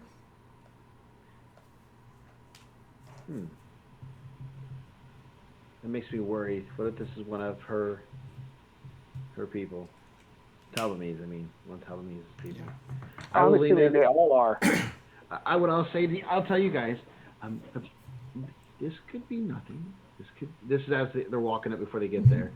I do not recognize the stewards, so I don't know if they've hired new people since, or if this is something that we should be concerned about. So just be wary and be careful what we say, in case this is not an ally. I'll whisper back. Well, we know the succubus didn't really like Eslov touching her. Maybe we should just have Eslov walk by him and see if he reacts at all. We don't have Eslov going around touching everyone. I just said walk by. I mean, he's not going to be touching him like some weirdo. He's just going to walk past him. I can if Make you you want me walk by. to. Make you walk by and tap him on the shoulder, like, nice to meet you. He's And this person comes up Handshake. and he puts his hands together. You are here for Rotha. Am I correct in that? This level will reach a hand out for it. It's a very handshake. What are your concerns that you are bringing? He leaves his hand there for a handshake. He's not moving his hand. He doesn't open his hands. This is a message to Keeps Rotha him like herself. this. She should be This love just expecting stares it. at him. We were told by the god He that puts, Rotha would see he us. puts his Not- hand out. If you must. You're gonna shake his hand. It's very weak and like wimpy and kind of soft. And, It's like a wet noodle. yeah. And he pulls it back. Can I insight to like see if he just Looks didn't bad. like I don't it, think or if he anything just didn't like it because it was Eslo, or didn't like it because of like he just doesn't want to deign to like touch anyone. You can sure. My northern Well, actually, friend here sure. just learned what handshakes were. I apologize. Cool. That's a 19 insight. Definitely did not like to lower his standards to that kind of contact. Oh, he's racist. We were told Probably that more we had- classist. Eslov doesn't know what racism is, but Yeah, there's really not once racism. Once he I don't finds think out, I there's going to said be hell that. to pay. Once he finds out, there's going to be a lot of bloodshed. Well, with that kind of thought, I'm just going to speak down to him and be like, "This is for Ratha only. Why are you holding us up?" It's my job to vet queries coming in, whether they're for Ratha or She sent for me directly. I need to speak with her only. Tell her it's more Count von Amstel. She'll know who I am. She's waiting for me. as you wish. Follow me, please. Yes, I was going to say, how Alright. do you just take us And he there? turns very precisely turns and starts walking. And you're still under the shadow of the gate. Like it's really deep stone. And as you exit the shadow of the gate, off on the right are gallows where there are 10 or 12 people that are still just dangling from ropes. Ooh. should What, also- what do those men and women do? It keeps walking. You know, you Keep should up. really work on your people skills. Perhaps you will insult somebody that you shouldn't. What makes you think that I'm insulting anyone I shouldn't? Oh, trust me, I have a reason to believe so. And he keeps walking. And he walks for as oddly as he walks with fairly small steps, he walks at a pretty good clip. And you get across and he walks you into the castle itself. And you see there's a room where he puts his hand out. You may wait here. Ratha will be down momentarily. And there are a couple of guards by the door.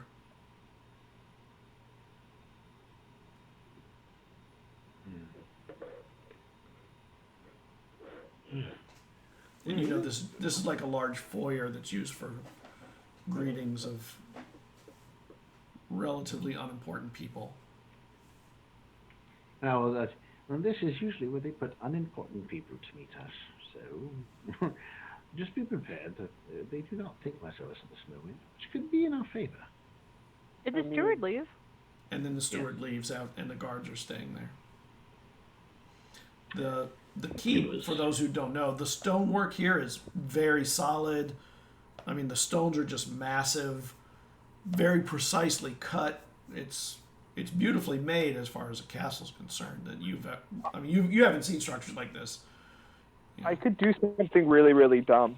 Eslov has never seen Shatter the anything hell like out that of it. before. Do it. You want me to do something dumb? Okay. Do I want something it. dumb, please. Do something Please. dumb. All right. So my hand's going to start hurting, and then I'm going to disguise self and look like Vazarin. Oh. And then with Vazarin's voice, I'll be like, I need to see my sister now, to the guards who are standing there. And they stand to attention very quickly. Yeah, that's One of them, they look at each other for a moment, and then one of them says, "That's Vezran. We need to get him to Ratha. Come, quick! You should hide in between us." And the two of them take you front to back, and they try and like stay in between us. You shouldn't have come back to the city like this. You're in great danger. Allow me to That's disguise myself again, and then I'll break the concentration. I guess it's not a concentration. What? No, you can just dispel the magic. Yeah, I know. And they walk you down a hallway, and you you, Vesrin, you see your sister coming down from some stairs to the hall, coming towards this direction, and the guards are in the way. And one of the guards stops and sort of stands aside and says, "Vesrin's here to see you, madam." And the other guard at the back steps back to allow your conversation. Is the steward with her? No, the steward is not with her. Okay. He strikes me as evil. Yeah, me too. Got an evil vibe. I feel like he works for Aelin. Yeah, for sure. And she looks at all of you. And you said you're not in disguise as Vesrin anymore. No, I broke it to Okay. let the guards know I'm using my magic. Okay. Guys. And I like it. The guards are pointing at him. I told you it was a dumb Oh. plan. I like it. Yeah. Guards, why did you bring them here? They should be in the foyer for me to meet with them.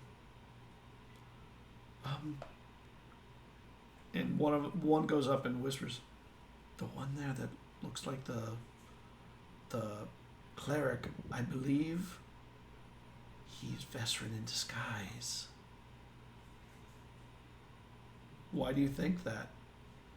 Because he undisguised himself, and he knows Vesrin knows magic, does he not? He does. Delbon's You leaning on know- the staff, smiling. You're just looking like waiting to see what they. You know there are people who could use magic to look like Vesrin, and you could have walked an assassin right up to me. And his eyes widen, and he like puts the spear between you and her. Prove yourself. Fear not, good lady. We're not here to harm you. We're here to speak with you. If you're the Rotha that I know, you should have a good idea of who we are. You can let them in, guards. Matter of fact, guards, you can go back to your post. Sinde will be there soon enough to annoy you or cause you mental anguish with his presence. And they don't respond to that, but they head back to where they were. Come quickly. We need to get around unnoticed. And instead of going back up the stairs, she heads down the side. The path continues, the hallway, and she goes into another room and just goes in and lets you in and closes the door. There's a fireplace in here. It's like the back of a kitchen area, like part of a kitchen area, maybe a prep room or something.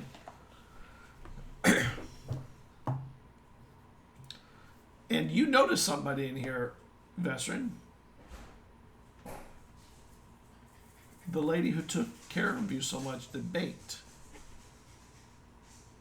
Oh. What was her name? And she's prepping something for a meal from the back. I remember what her name was. It was. Let me see if I have to go Millicent. find it. Yes, Millicent. That's it. I'll walk over. Hello, Millicent. It's been some time. Has it? Oh, you know me.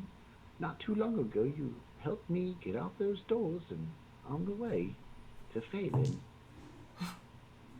And she just wraps her arms around you and gives you a big hug. Oh my God, what are you doing here? You're in such danger by being here. But I can't help being so happy to see you. And she cries a little bit with the happiness of seeing you. And Karen, when you remember, she could cook like, oh my God. And she helped take care of the family probably more than anybody in the family did. Is there any of that lady's cheese around? Sure, she is No, prepping the one meals. lady. No. I'll not- tell her. Oh, that lady's cheese. No. What was her name? Her name was what was her name? No, none of her cheese is here right now. It's all been used up already. Yeah, probably. Oh, I will basically tell her. I will let her know about that lady though, and that I'm the one who sent her, but she doesn't know it was me that sent her to her. But she has some decent cheese and was a good woman. Perhaps we could help her out. Decent cheese. I'll ask Rasta if it's okay to drop disguises here.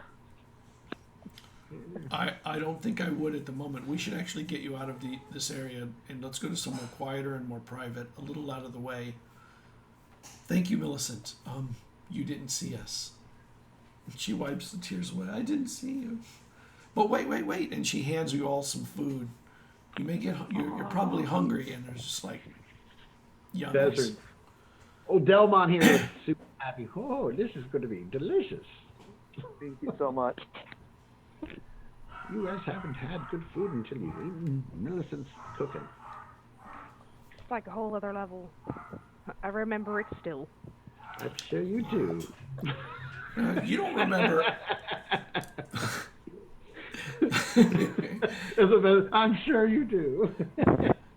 You don't ever remember, I mean, even in the worst of times, not only a bad meal, but a bad dish. Like, nothing was ever made bad that you tasted here. I'll give her a little kiss on the forehead, and then I will turn as Delmon And Ratha, she heads to, there's a sanctuary where you could go and pray to a core, which is, hey, super nice. It's small, but it's an important part of the castle. She goes,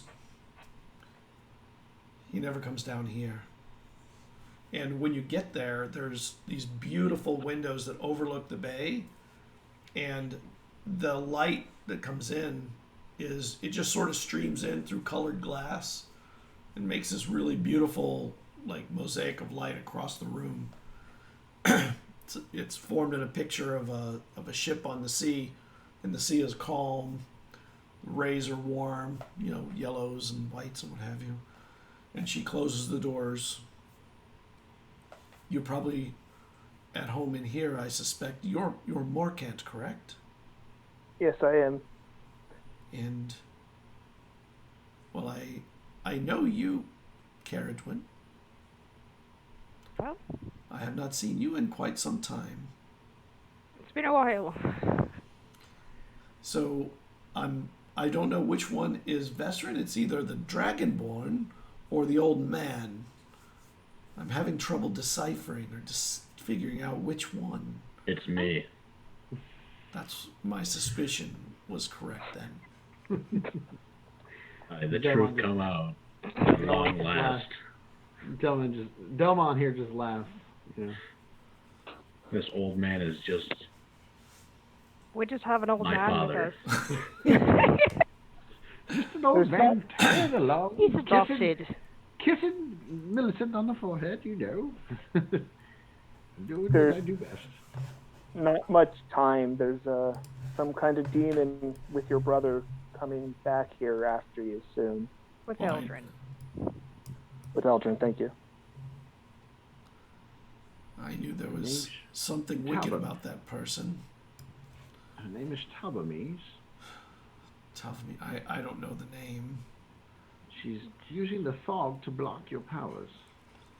Something had been blocking it for several days now, and it's had me worried to no end. Well, we found that places with symbols of the Horned Goddess are essentially warded off to this magic. There's a place outside the city by one of your family cabins. They've been discovered. They're usually built into old rocks. We also found another one underneath the Soul in what city was it? Phelan. Phelan. You the Horn Goddess? You mean Kalius? Yes, Kalius. Wow, how unusual. And I'm sorry, real quick. Delmon, while they're talking, is going to be ritual casting, detect magic, because I want to see if there's anything in here, as well as on her that's magical. There's not. And I'll be rearranging the shrine to how I feel it's more correct. Okay. This is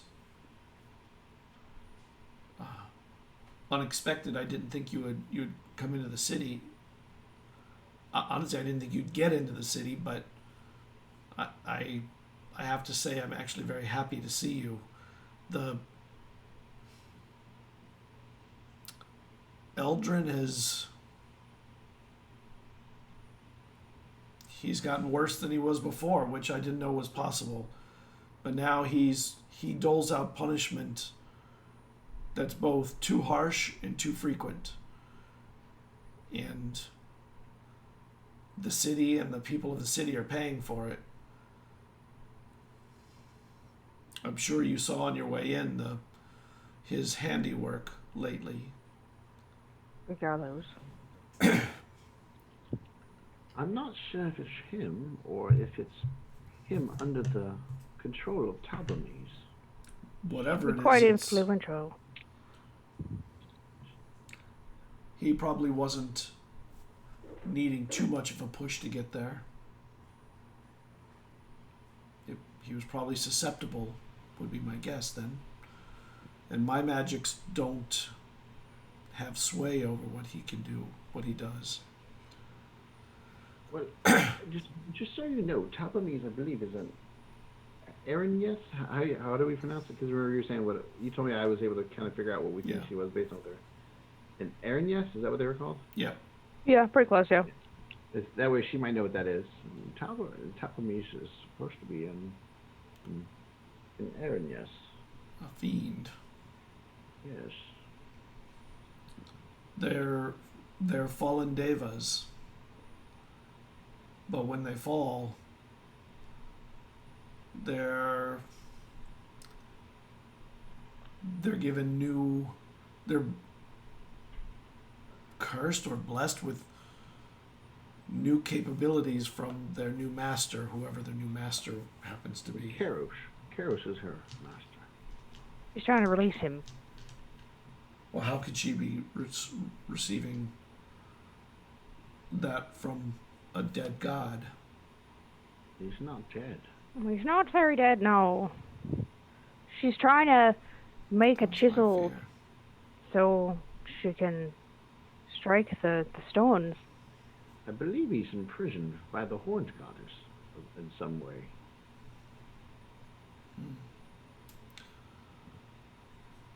Well, I guess it was worth you going to Phelan then, even at the risk of the wrath of your brother. At least sounds like you've learned quite a bit, the group of you.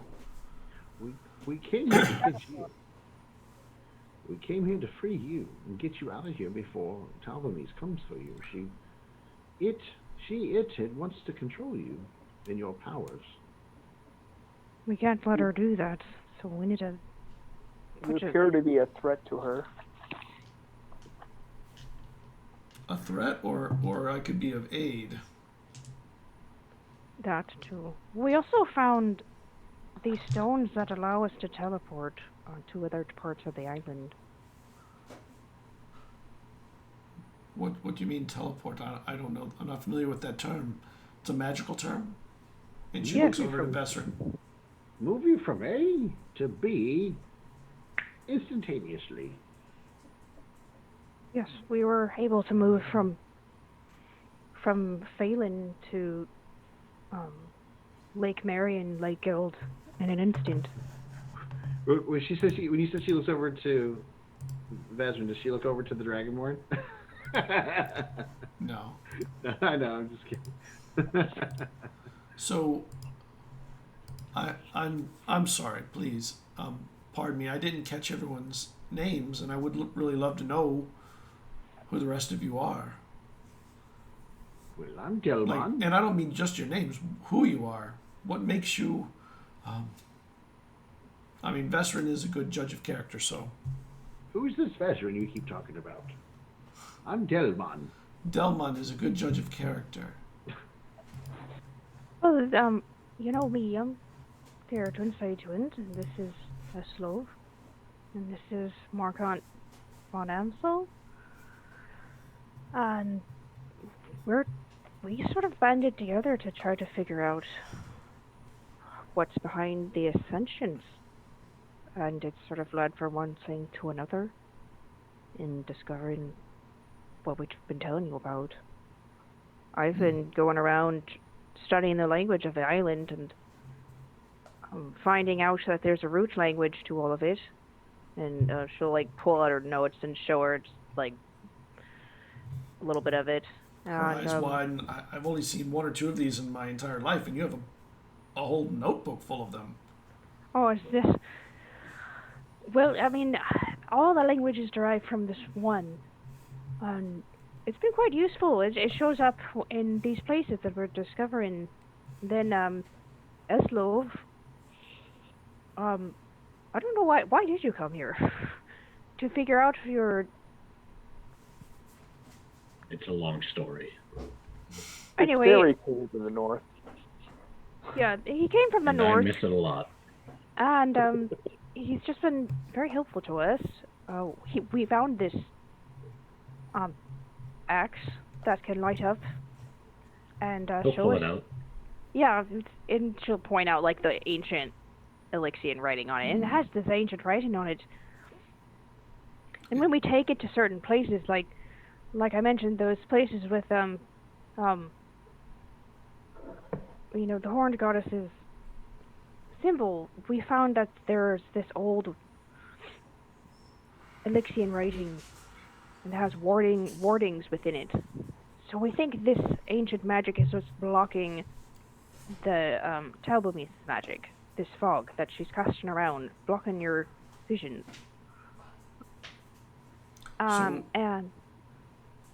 And I think, Morkant, you wanted to figure out the Ascensions, too, and so we sort of banded together. I have actually seen you, Morkant, in the past, but only in the form of a drawing. Yes, I've seen the drawing that you gave to your brother when you sent him to me. I worked for Colin, who was taken control of by Talbomese, just so you know. I'm a skilled wizard. It's good to You know know. Colin, don't you? Do you know Colin? No, tell me about Carlin. So I would assume as powerful as you are, you would have heard of the wizard Colin. Oh, the one from Shaley. Yes. Well, he has been involved very heavily with Talbomese and stuff, and he sent me to get help. So, Morkant, how is the Apania? He's sleeping at the moment. Still, that's the most terrible ritual. He considered not doing it this year, but decided to keep to tradition as he always does.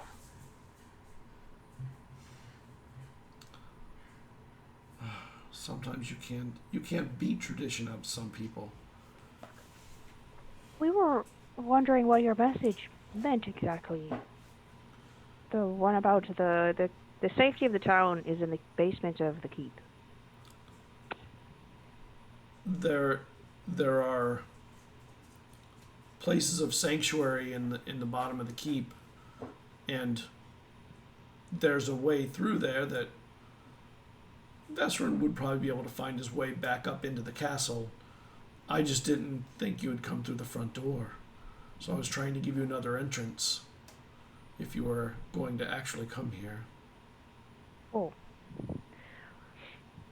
Why didn't you tell Vesrin about this exit before when he was leaving? It would have made his escape a lot easier from what he told me. It's not as easy as you think. There's a lot of people that come in and out of there, but you could have worked your way through. And it's a slow process. You needed to leave quickly, which is why you took a horse. I'll take out the... she did a drawing of the horned goddess symbol, and then she'll show it to Ratha. Do you recognize this symbol? Have you seen it anywhere?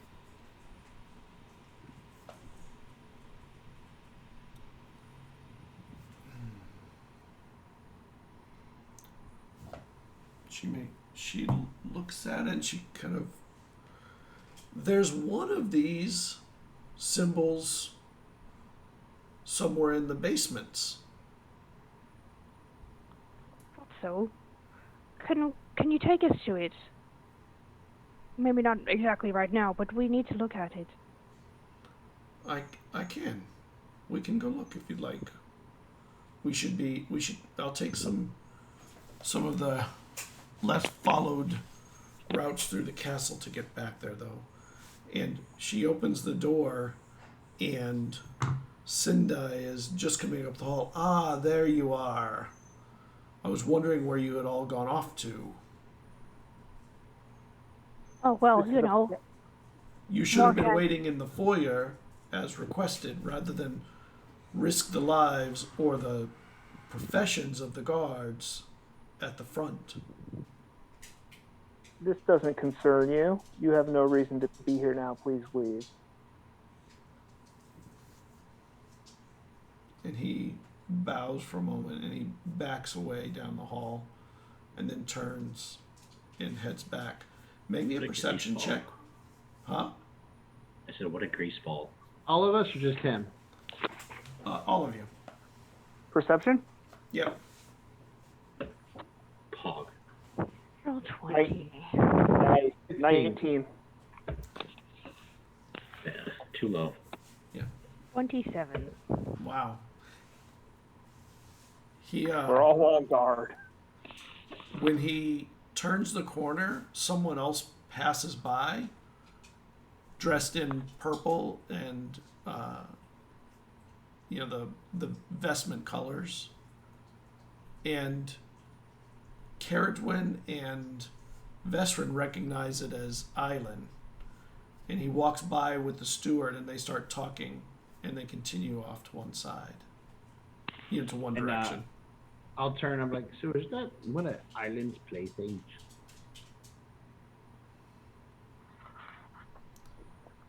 It is. I have tracked hella mud into this castle, by the way.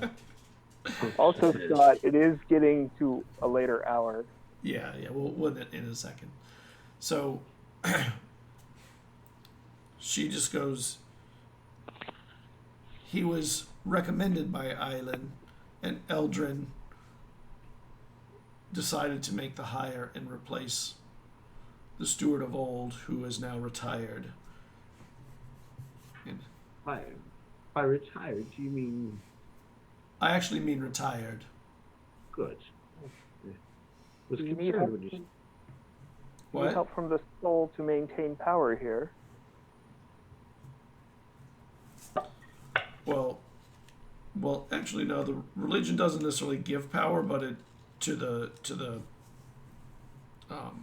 nobility, not at this level at least, but it is often used as a way where the nobility ask for guidance from the soul on important matters of state. Now, power is given through influence. The soul has influence through the people. Yes, and that's what they and they do rely on that sometimes. And so I feel if Ratha wanted to seize power from her brothers, the soul would be a valuable weapon. Yeah, it could be dangerous for sure. It's kind of what I was trying to allude to. Yeah. That makes sense. The power of the soul here is a little limited in that we've really never had large congregationals. The soul here, I mean, we obviously have a chapel here, but also the soul just outside the town is, for the size of the city, fairly small. There's more worship of... Everybody has respect for Akor, but there's also some worship for gods of war and military gods. And you're a little offended by that because Akor is definitely a military god too. Akor is the only god you need to worship. The other ones are merely lesser gods. Ratha, once we see this, we should really get you out of here before things get hairy. Yes. We should be leaving soon because we should not be... But what about... I mean, I can't leave Ilyana here and Alred. We have to figure out what to do. So let's hurry and see, and I'll show this to you. And you all head out, and this is where we'll break. Definitely did run long tonight. I knew it was going to run long, but... thank you everybody in Very good, man. chat. Thank you. And you got to see some very interesting reveals tonight, which were a lot of fun. Like wolf attacks make Eslov have a great time. It's like a party for him. And It was. and It other was. reveals. A hunting catch like that, 11 wolves would have netted a celebration Oh, sure. back home. Oh, yeah. They would have, And you You can were still feasted? celebrate. yeah, they would have, Oh, yeah. they would have enjoyed that all night. Yeah. For a week. At least. Maybe, maybe not a week. They eat a lot. They are big boys. They do. All right. Good night, everybody. Thank you for Night. showing. Thank you. We'll talk to you guys. We'll see you in a week. Bye. Goodbye. Just a little while longer. Okay. It's like 5 minutes.